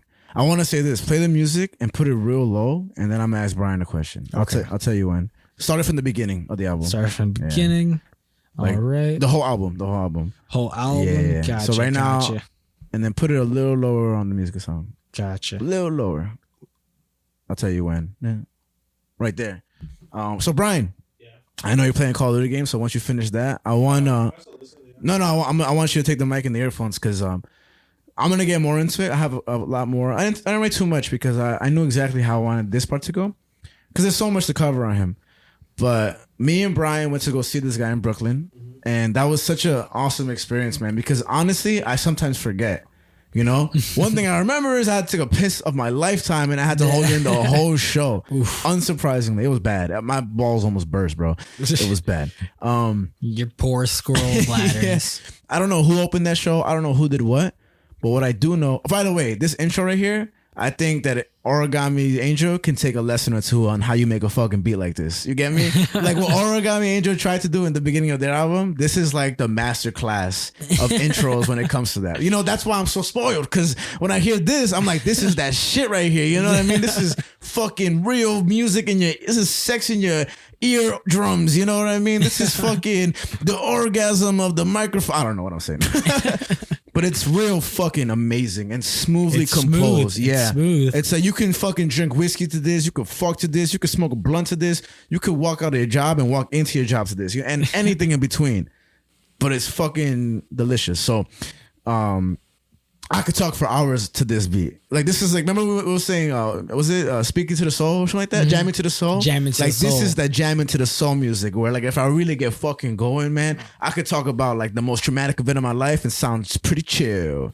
When I listen to this, I feel like Rejjie Snow. He talk like this, and you know, being from Ireland is really not that. Fucking you know. Rejjie Snow. You gonna listen to this, and be like, y'all motherfuckers are crazy, bro. No, but honestly, this is one of the most underrated artists in the world. Just because I feel like if I hear you talk about NBA YoungBoy or whatever, like shut the fuck up and go listen to Rejjie Snow respectfully, because that guy's not a piece of shit either. But I want to just ask Brian about his experience with it, like if he remembers anything from the show, anything. I'll just throw it out there real quick. But I just hearing that laugh echo, it made me just think about how I tripped on a shrooms bar last Friday. Yeah. And I fucking was playing Halo with my cousin Jordan, and there was a moment where like I think his audio lagged. I have yet to ask him, but I think his audio lagged because I heard him just go like say something like "oh shit," but when he said "oh shit," his audio went "oh shit." And so when I heard that tripping, I was like, "Whoa!" I was like, "What the fuck did I just hear?" I was like, I audibly went "whoa," and I like took a second. I was like, "Yo, what the fuck was that?" I looked around myself and shit, but just hearing that like laugh echo like that, I was like, that it reminded me of that for a second. But yo, Brian, you like Rejjie Snow? Yeah, it was dope. It was a dope album when he took me to it, because we were playing all the hits and a couple other songs, and then I was like, God damn, this guy could perform. So what I remember from that experience is that we go in, and it's like it's in Brooklyn, it's a bar. You go inside, it's like a little bigger venue, and you know, we get our drinks, and you know, we're basically like a quarter or two away from the close. Yeah, pretty much in the front. And I remember the people that stuck with me was this guy who was doing the piano. He did like some piano, and I remember that like I had it recorded in my phone. I have it on Snapchat, and I remember recording a lot of it. And I remember I was like, this guy's talented. The guy with the piano, he started doing like mixes and shit like that. Oh shit! And I was like, what the fuck? And then he's like live, and I was just like, this guy's just killing it. He was just killing it. He was someone that I remember. And then it was like another dude, and again it was opening up for. He was another opener, and like I think he just started freestyling, blah blah blah. And I thought it was cool at first, but I didn't really catch it all. And it was just me and Frankie, and then I remember people were smoking. Oh yeah. And then he was like, "You got secondhand high?" Nah, not really. But then Frankie was like, "Yo, should we go ask them if they have bud?" Oh, yeah, he was like, that sounds like Frankie. Frankie goes in my ear like, "Yo, maybe we should go ask them if they got bud. But this is their like huge weed head Frankie days, and I was like, and Huge, bro. yeah, and I was just like, oh, no, I'm okay, I'm cool. I was like, nah, I think they got weed. I think they give us some. I was like, yeah, but I was like, but I'm not a huge like smoker at all. Even back then, like I smoked when he smoked, and then fucking we go, he's about to go and talk to the person. He's about to talk to the person, and I'm like, nah, bro, 'cause what if that shit's laced? And I think I got the paranoia in his head. He's like, fuck, you're right. And then, funny enough, like skipping the show, he was like, I should act. I don't even remember that. Yeah. No, but I don't watching the concert. I think so. I've been to a couple concerts now, and I've seen a wide range, like from heavy metal to punk to emo punk to like hard rock, hard rap to like what you classify Rejjie Snow as. And so what he does amazing of is crowd control. Like he knows how to really work a crowd. Yeah. And the only reason I know about that now is because I don't know if you guys remember when Run DMC had his own like reality TV show, but he was trying to teach his son about like crowd control. And I remember they were in the gym, they were practicing. He was like, and they were just giggling, but he was like, "Yo, this is serious." Super serious. Run DMC was like, "Yo, like you lose your audience, you could get booed." Yeah. And I never like I remember like watching that episode. And I was like, "What the fuck?" I didn't think much of it. But I remember when I think my first concert was Asking Alexandra, the rock band, and it's like, yo, like he demands like respect, like he wants you to do the shit that he does, and it's like it's serious. And the same thing with rap. When we saw Lupe Fiasco, I mean the guy has lungs for days. Like he performed not only the whole entire album, but he performed 5 extra songs just Nice. which was crazy to me. It was like, And he's on tour for that, so he's doing that like every night. So yeah. So then for Rejjie Snow, the way I liked it again, like he knew how to work the crowd, but like he would switch. I remember because hearing the song like 23, like he on my headphones, and it was different. Obviously, how he does it performing, but not different than like. It's different. Like he would switch up the. I remember him switching up the lyrics a little bit, and I'm like, oh shit! So he did it because it did. Like he wouldn't curse as much, and I realized that. okay. And I remember that, and I was like, oh, there's probably a little bit more cursing here in this, like in the album, than in person. I was like, that's very interesting. I don't know if you caught that, but I remember very vividly. Like it was dope. It was a dope experience. The first concert we went to. Yeah. Crazy. Oh. Yeah, this just proves how much shit of memory Frankie has. He has like a 2-month memory span, bro. Like after that, nothing. Frankie still forgets that we all went to the same high school. Yo, facts. I'm walking in with it like, who the fuck are you guys? No, yeah. Like Frankie's gonna come over here one day to record, and he's gonna be like, "Yeah, I got a text to show up here. I don't know why." Yeah. Figured I just come. No, yeah, but from the show, yeah, and then also the reason why I like him, or I like the way he's so chillax and shameless, is because he also reminds me of Tyler the Creator, because Tyler the Creator also has the deep voice. Yeah, he does. But he doesn't care about like singing, or he doesn't give a fuck. It's his art, his project, and that's what I like.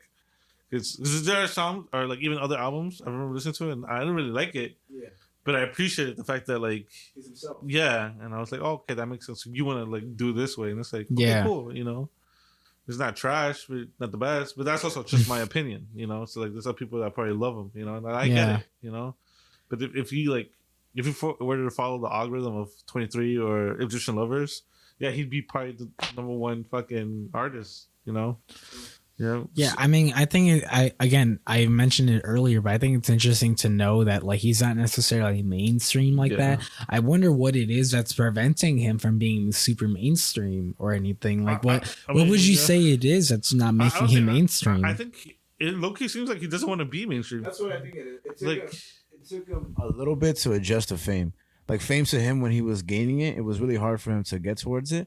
And later I'll discuss that he's changing everything now. Like he's changing his whole idea of himself now. Okay. So I mean, but which is good, because if you can't handle fame, you either go like crashing down and you only get your 5 seconds, or you step back and be like, yo, maybe this is not so much how I want to like live my lifestyle right now. Because I mean, if he acts like he does his music, it doesn't seem like he wants to be in the public all the time, which I understand. It's like MF Doom, you know. Okay. You know, like I mean, apparently there were like rumors that like if you, which is I don't know, I'm back and forth with this, but he apparently he would hire because he would wear the mask, the Doom mask. Yeah. So he would hire someone to be in his place, like an actor. Oh, really? That's crazy. I didn't know that. And like they would just lip sync, or like or he would like have the actor on stage and he would just sing from like the Backstage. Like a puppet almost. Yeah. Wow. And like, cause maybe he didn't feel comfortable for it, which is genius, right? Because like, let's say you're horrible with crowd control. Let's say you don't know how to like act it out, or like maybe you're too stiff.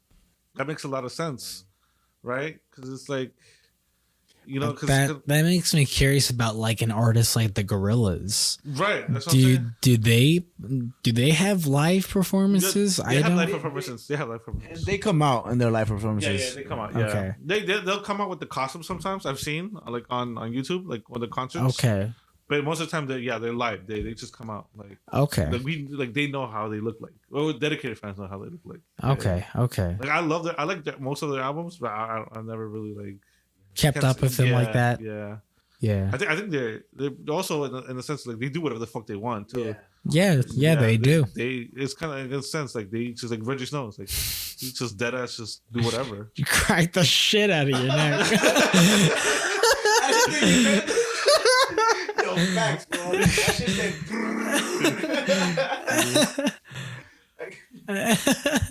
Yeah, for those that don't know, I literally just went to my home, man. That's exactly what it sounded like too. That's crazy. Oh shit! I put the earphones over my hood. I feel like a fucking like a artist. gangster. Like, yeah, bro. I'm about to freestyle. No, Yo, no, it's just genuinely cold in your house for the first time. It's a little chilly in here. it's a bit chill. It's a little chilly. I gotta hear you though. Hold on. Fuck this hood. But yeah, I will say that I don't really remember the concert as much. I'm struggling with it. I don't remember the concert as much, but what I do cherish and appreciate is that I was there, and it's just the core memory, like, you know, especially with being O'Brien, like that. I didn't know it was our first. This is a good song too. Pink Lemonade was another favorite. Of Definitely. mine. I mean, there's so much little good ones, and there's something for everybody. That's for sure. Aside from having to pee so much, it was like I was so in awe watching him, because to me, this was an artist that I just found randomly.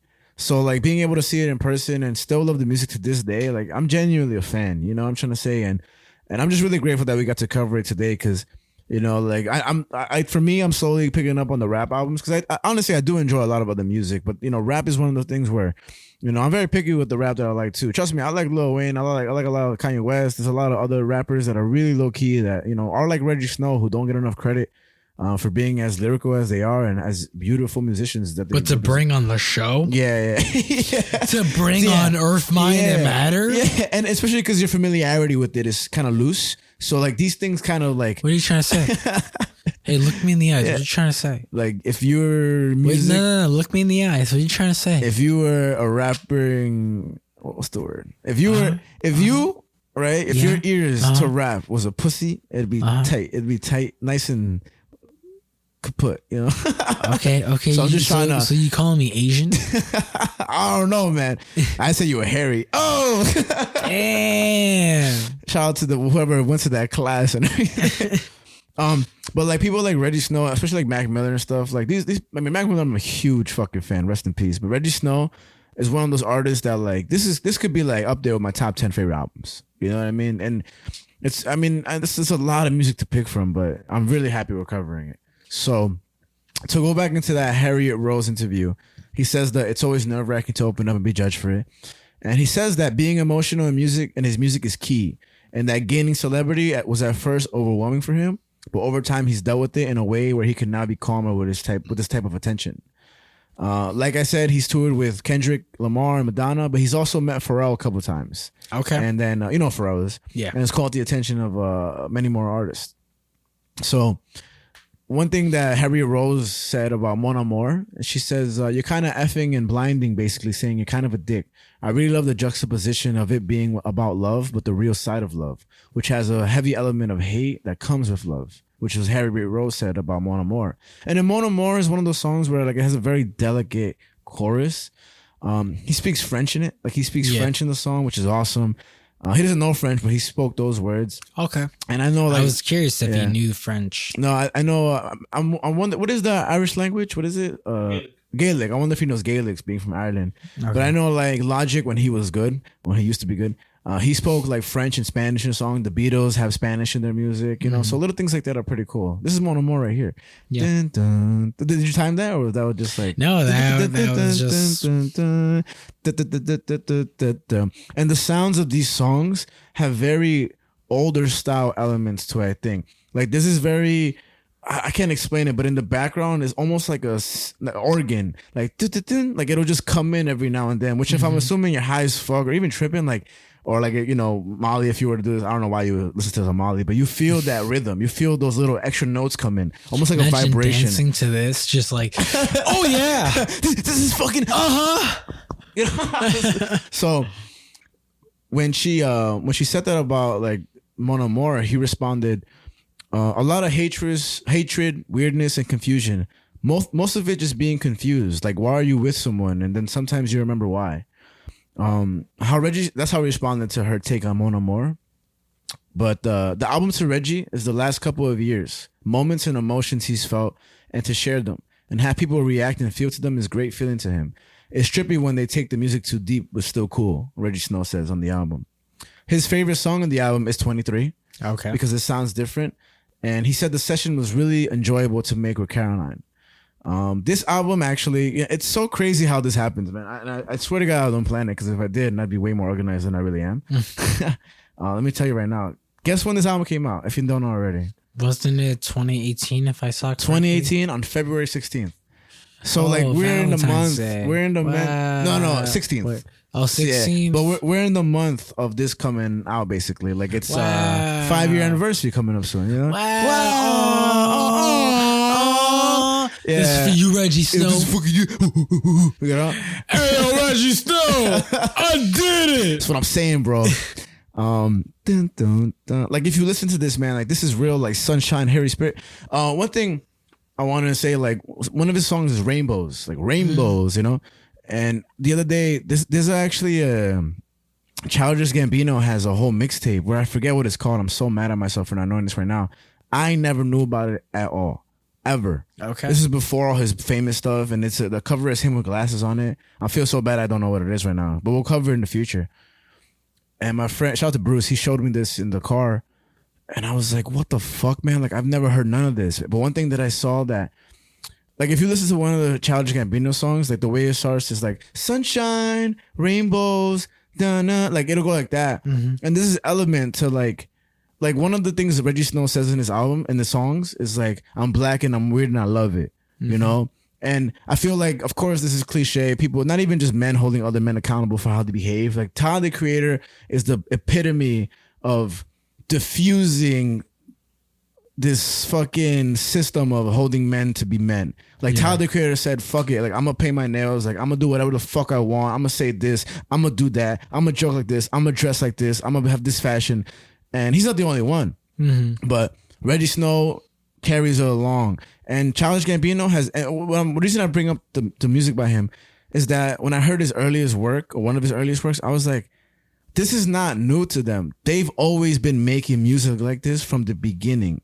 Like when you get Redbone from Childish Gambino, when you get Sober, when you get Guava Island, the whole music, like, it's not like he just came up with this shit. He's been doing this shit from the beginning, and now he's just so much more famous, but always talented and true to themselves. Yeah. And I feel like with Rejjie Snow, like that's what it is. Like this is not a genre of rap. This is a genre specifically Rejjie Snow. And the future will come and of he's people he's just, and influenced. this album is just kind of like the pinnacle of his own genre. Yeah, man. And it's really just his greatest performance.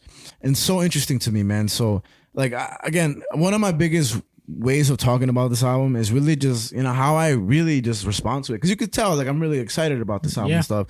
And I fucking love it. So there's a question he got asked, and it says, "Would you rather release music independently?"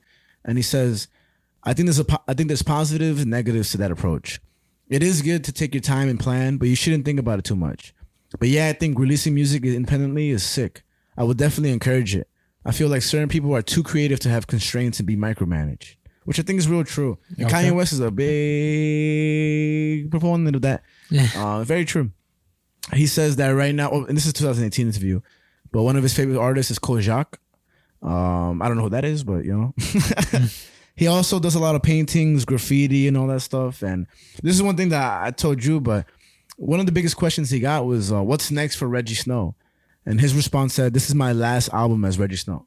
Okay. And the interviewer says, "Come again." And he says, "I just feel like I've outgrown that identity. I made that name when I was too much younger, a different person." He says, "I feel like I just made an album that nobody can touch, and it's mine, and it's different. There's no need to further that. I also don't want to limit myself artistically and just be one person. I'm not going to retire from making music. I just feel like Rejjie Snow is dead."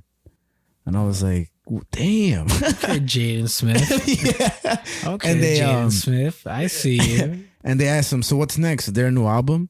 And he says, quote, "It's just Alex and it's myself. It's more personal and the music will be better. That's all that matters." I almost want to cry, man. And he's performed places like Bristol, New York City, Dublin, London, Oxford, Cambridge, Birmingham, Norwich, Manchester. He really loves London, which is another reason I want to go. Not just because that. I've been hearing so many people talk about London, but he really enjoys London. And one of the questions he got on Harriet Road was like, "Oh, you've been to California, you know, how you feel about that?" And he just says, "Man, it's just a soulless city." You know, like he didn't hate on it. He's like, you know, I try to, you know, be part of that wave and stuff and told myself I'd work out, but I didn't. And he just, the way he views cities compared to like London, he really enjoys it. Okay. And everything. And man, like I really think this guy's mind is one of a kind, bro. And I'm very, very grateful for his music. It's actually ridiculous how grateful I am for his music, man, because it's amazing. How grateful are you? I'm not that grateful. Oh, okay. Okay.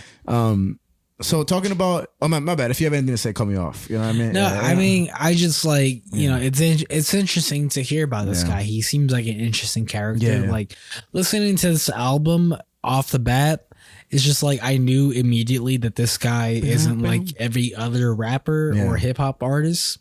Like clearly he's doing his own thing. He is making his own sound. I got that immediately off the bat listening to this album.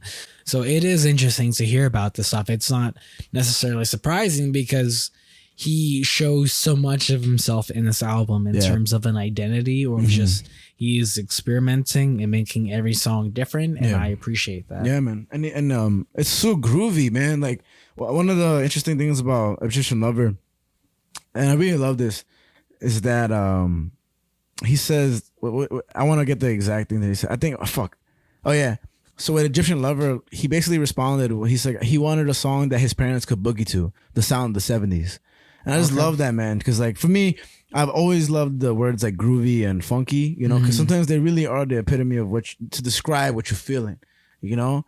And like boogie, like, you know, when's the last time someone boogied? You know, we all do, but in the 70s, like, you know exactly what the fuck that means. You know, yo, you trying to boogie, Frankie? Yeah, man. Nah, man, it don't sound come like on. it. Let's get in this shit right now. Come with me. Come on, let's go.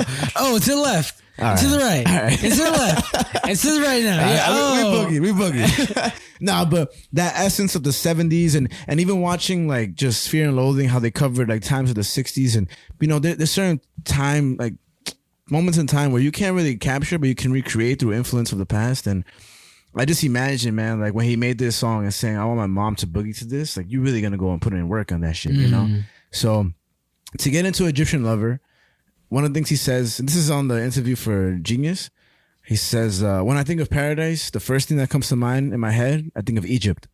He went out there as a kid, and even just being next to the pyramids as a kid was a trip. Okay. When he was younger, he would draw pyramids as a kid. When he went to Egypt at 8, and he said that he felt a spiritual vibe. In the song, he wanted to capture a paradise setting in ancient Egypt. He worked with K-Tronada on the song. Okay. You know what K-Tronada is? K-Tronada. Oh man, I'm pretty sure you've heard his music somewhere. I went to one of his concerts. That shit was crazy. That shit was crazy, man. I'm talking about like it was amazing. I was high as fuck, but it was great music. Like I said, he wanted a song that his parents could boogie to, the sound of the 70s. And he said this. Actually, I'll save that for last. His father's Nigerian, and he says music to him is a place he doesn't feel judged. But he also painted a lot as a kid to let his mind go crazy. And I'll say this. He says, quote, "It may sound cliche, but you only got one life. With that being said, you got to make the most of every situation, every opportunity. The way I move, I live like somebody that's like, I can sense my morality and all that kind of stuff. So everything I do with the purpose. I make sure everything I do is correct. It's meaningful, at least these days anyway." So, you know, like you said, humble yourself. Like, you know, that's what he's doing, man. And I like his decisions in terms of where he's going with his career. You know what I mean? Like, they're real, you know, I would say maybe emotional based, but like, you know, very, very like, I'm going to make this choice and I think it's best for me. So who cares what you think about? Like, you may want Rejjie Snow, but you're not going to get him. Like, you're going to get me, but it's not going to be this version of me, you know? Yeah. I mean, it definitely seems like he's not letting the fame absorb him. Yeah. He's going at his own pace. Yeah. And if you can't deal with that, that's your problem. Yeah. You got to be there or you're not. But he's not waiting for you, you know? Yeah, and it's really cool of him to just really take charge of his own life and say, you know what, I'm not going to let this consume me. I am who I am. Yeah. And that's good for him. Yeah, man. Any song you want to pick out? Because I only got like two that I want to pick out. All I want to say to people who are listening, if you don't understand how much I fucking love this album, then I don't know what else to tell you. But just go listen to Egyptian Lover by Rejjie Snow, spelled Rejjie Snow. And then, or 23, if you like it, listen to this whole fucking album and you will see. Yeah, I mean, my favorites, my top three were 23, Pink Lemonade, and Annie. Those are my top three. Let's talk about Annie and then Greatness. Then we'll end it off. Then Annie has such a weird, first of all, it has a very video game sound. Like this definitely, it's like, dun, dun, dun, dun. It felt like it got like snipped from like a video game and then, you know, looped. And everything from what I like, what's that game where you play as two people? Not Metal Gear. It's like Contra. It feels like the music goes taken from Contra. You know, like a level. You know what I'm trying to say? Like, pew, pew, pew. That's a good game. But and he goes, Annie, oh, Annie. I know I definitely can't do it justice, but the chorus is sung by Jesse Boykins III, and he kills that shit. Yeah, he does. Yeah. So what'd you like about the song? I like the song a lot. It's pretty good sounding, man. I mean, regardless of how simple the chorus is, I just enjoy the chorus. I think Jesse Boykins kills it on the voice. Sounds like Annie, like he's saying it, but it sounds like I need, you know? I didn't even think about that. For me, I just like how desperate he sounds in his voice of like almost screaming for her. Yeah, I just really enjoy that. Yeah. But I just enjoy like the verses of how he says like about how he repeats those last words. I gotta go, stack that do, and just repeating things like that when he says, I leave that go gold, 2 chains on froze. Things like that, where it's just like it adds a real rhythm to the song. And these little ad libs that come in there, like it really is a whole like breakdown of music, man. Because it's just, I mean, in the interview when he's talking to himself as a DJ, and he's like, "Hey, my name is DJ Thing, and I'm on the show." Beep. Like he does that multiple times, and this is just response back, like ABA type shit, where he's talking and they repeats his words. Ad-libs essentially. And this song is kind of messy with how it sounds, but his voice is just like the base of it all. Like it really glues it all together, because that deep bassed voice is so crazy, you know. And man, having a voice like that, you gotta really do a lot with it. Oh yeah, I mean that's tough, man. And I can't mimic that voice, and my voice, I don't think my voice is that deep when I hear people talk like this. Hey, what's going on? Hey, you know, I think this is the deepest my voice can go. What's going on? I think no, but yeah, this guy seems like the most. Yeah, what a beautiful chocolate man. Michael Jordan has said that before. But yeah, Jordan. Michael Jackson. Whoops. Which is funny because the second verse says, "Little black boy like Mike, magic in my hands all day, all night." That's pretty dope. Yeah, man. But I'll get to the last song, Greatness, which I think was really powerful. Because I didn't really even just reading this out. I'm gonna read out the first verse. Want me to skip ahead? Yeah. Because the chorus begins and it gets more real. Earlier, those lyrics were kind of like, you know, in the essence of a good song. But this has the This last song has the same essence as Origami Angel's outro song. Okay. Like that, I'm leaving, but I'm not going anywhere. But just right now, I'm leaving. But more personal to Rejjie Snow. And I'm just going to read out this out because I think it's pretty amazing. The chorus reads, always we would pray. And amazing chocolate voice. Almost sounds like Daniel Caesar. You are my lifeline. Remember the days when I would turn to you, forever divide. Mama, you told me that everything's going to be fine. He repeats that 3 times. And I won't read everything, but the beginning, it starts with birds and the bees, Papa never told. Mama took the phone on my handy go. Mama break her knee, goddamn woe. Mama used to beat my black asshole. Cigarette stains playing my shit. Happy go right, happy go left. Just to fortify living in debt. Credit card scams just to pay rent. 25 kids all in one home. Way before the iPhone came along. Back in 96, when the time, it's Nintendo sick and Genesis. I ain't got enough room in this bitch. I ain't got no food in my whip. If I die tonight, I'm sorry that I spent all these sacraments trying to be rich. Righting my wrongs, singing these songs. 17 tracks, all from my mom. Cisco was my favorite singer with the thongs. Feeling like I'm about to turn it off all night long. Crashing on the stage, fell into your arms. Mama told me all the shit I did wrong. Mama sing a Stevie Wonder when I'm born. Playing Superstition all night long. Pick the pieces up and pick your poison blood. Nothing in this world compares to sweet love. Hands on my chest, sun beaming green. Wide awake yelling, Mama save me.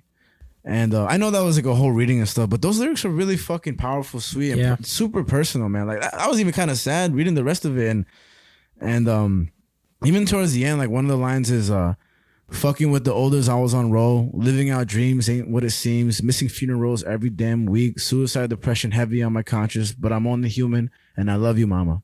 You know, like that, like it changes up completely, you know, and then like you're like, damn, bro, like that's like not easy to say, like these things, you know. And man, if I was making music and I said, like, if I was making an emotional song and I was like I love you, Mom, like I would be sad as fuck saying that. And there was this Eminem song where like he finally apologized to his mom or everything, and it's just super sad, you know, because like if you followed Eminem ever, like there's always this feud with him and his mom and like, you know, Kim and stuff like that.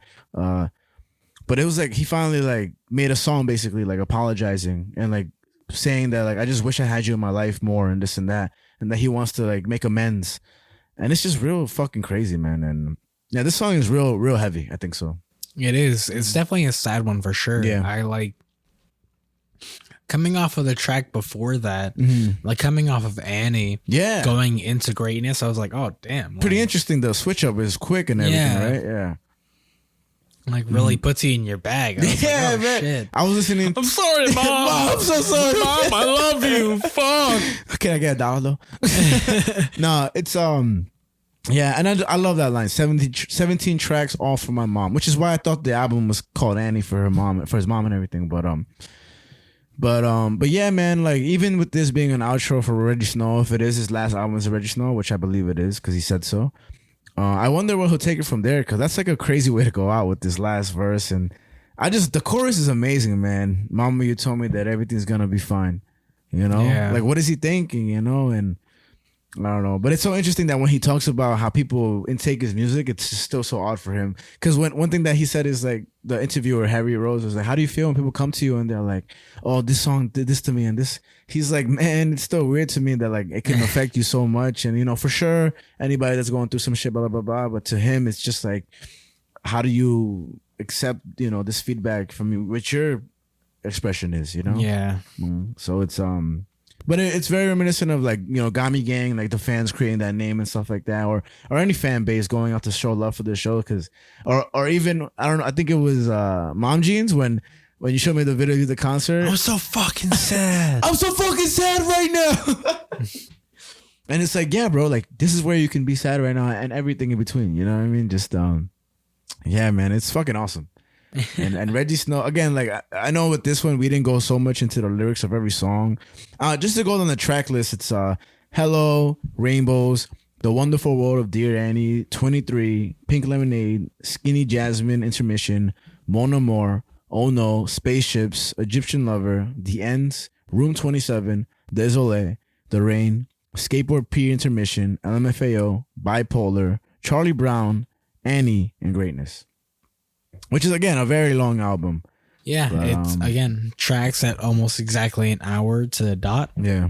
which I thought was interesting. I'm That- sure that he did is super that interesting. deliberately. Had to, right? Yeah, that's without a so. I never knew that. That's super cool. Yeah, man. But yeah, you can buy his merch at rejjiesnow.com if you were interested in stuff. A lot of the cool stuff is sold out. It was like 5 things. But Damn. But I really fucking love this album, bro. I can't express it enough. And there could have been so much more we could have talked about, of course, in depth with him and stuff like that. But I literally just feel like my reaction to it is like, fuck you if you don't like the album. Because not you, but like the listener, like, I don't give a fuck. Oh, fuck me. You know what, Frankie? How about fuck you? How about that? Did you ever take that into consideration? Never did. Let me eat some Starburst. I can't do it without Starburst. Shit. But yeah, man, like good. You know what? I'm happy we don't rate albums like, you know, a lot of shows do and stuff like that. What would you give this album Yeah, out I'll of give 10? it a 7.34 out of 23. Like, all right. That's for Dave Portnoy to do with pizzas. Shout out to Dave Portnoy. Maybe you shouldn't rate pizza. All right? Maybe you should just love it for who it is. Oh God, I want pizza so bad, bro. I haven't had pizza in so long. It's such a. I haven't had pizza in 2023. What? Nah, bro, not a slice. You and your celibate? Oh my God, man. I can't believe you. I can't wait till I go to Boston or Florida, whatever gets me the fuck out of here, so I can have a drink and a slice of pizza. It's going good though, bro. I feel fucking great. Yeah. My belt size has gone from I used to only get to the 3rd hoop, and now I get to like the 6th one. Okay. Yeah, bro, that's a good fucking feeling, bro. You want? Yeah. You know, I just went to the doctor's. Yeah. I found out Stage fucking now. I found out I gained 20 pounds in the last year. Give me some knuckles. You skinny as fuck, Javi. We need some weight on you. Not too much though. You know what I mean? That's how it happens. I gained 20 pounds. Damn, bro. I mean, how fucking skinny were you then? Because you're fucking slim, bro. Like, you do. I was like 120 Yeah. before. You're but malnourished, friend. But now I'm like 140. No, 120. I was at like the literal like minimum of like my BMI. A little wind goes. When you're like, whoa. But now I'm like in the middle of my BMI. Good, bro. Good. Stay in the middle. Be healthy. I'll meet you there one day. Maybe not. That's way too much. I'm trying to be like, you know, a little slim, but not like. But by the time we reach April, we probably have that drink. Hell yeah. Episode 50, we're going to get fucked up. Just blah, blah, blah, blah, blah, blah, Welcome back to episode 50, guys. I love you. Oh, the fuck is this? No, but I love you. Hold on, I need to go throw up. I already did.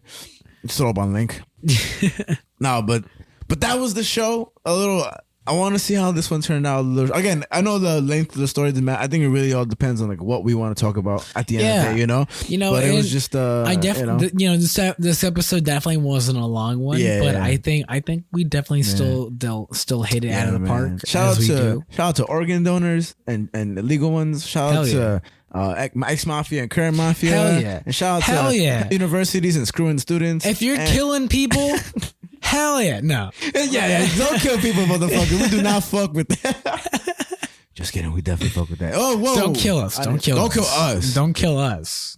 Because then Brian has to take us to the movies, you know, like we said. Because then Brian's going to have to take over as a new host of Earth, Mind, and Matter, and he's not ready and for that. all he's going to do is play Call of Duty. But, okay, guys, so I just got a new kill.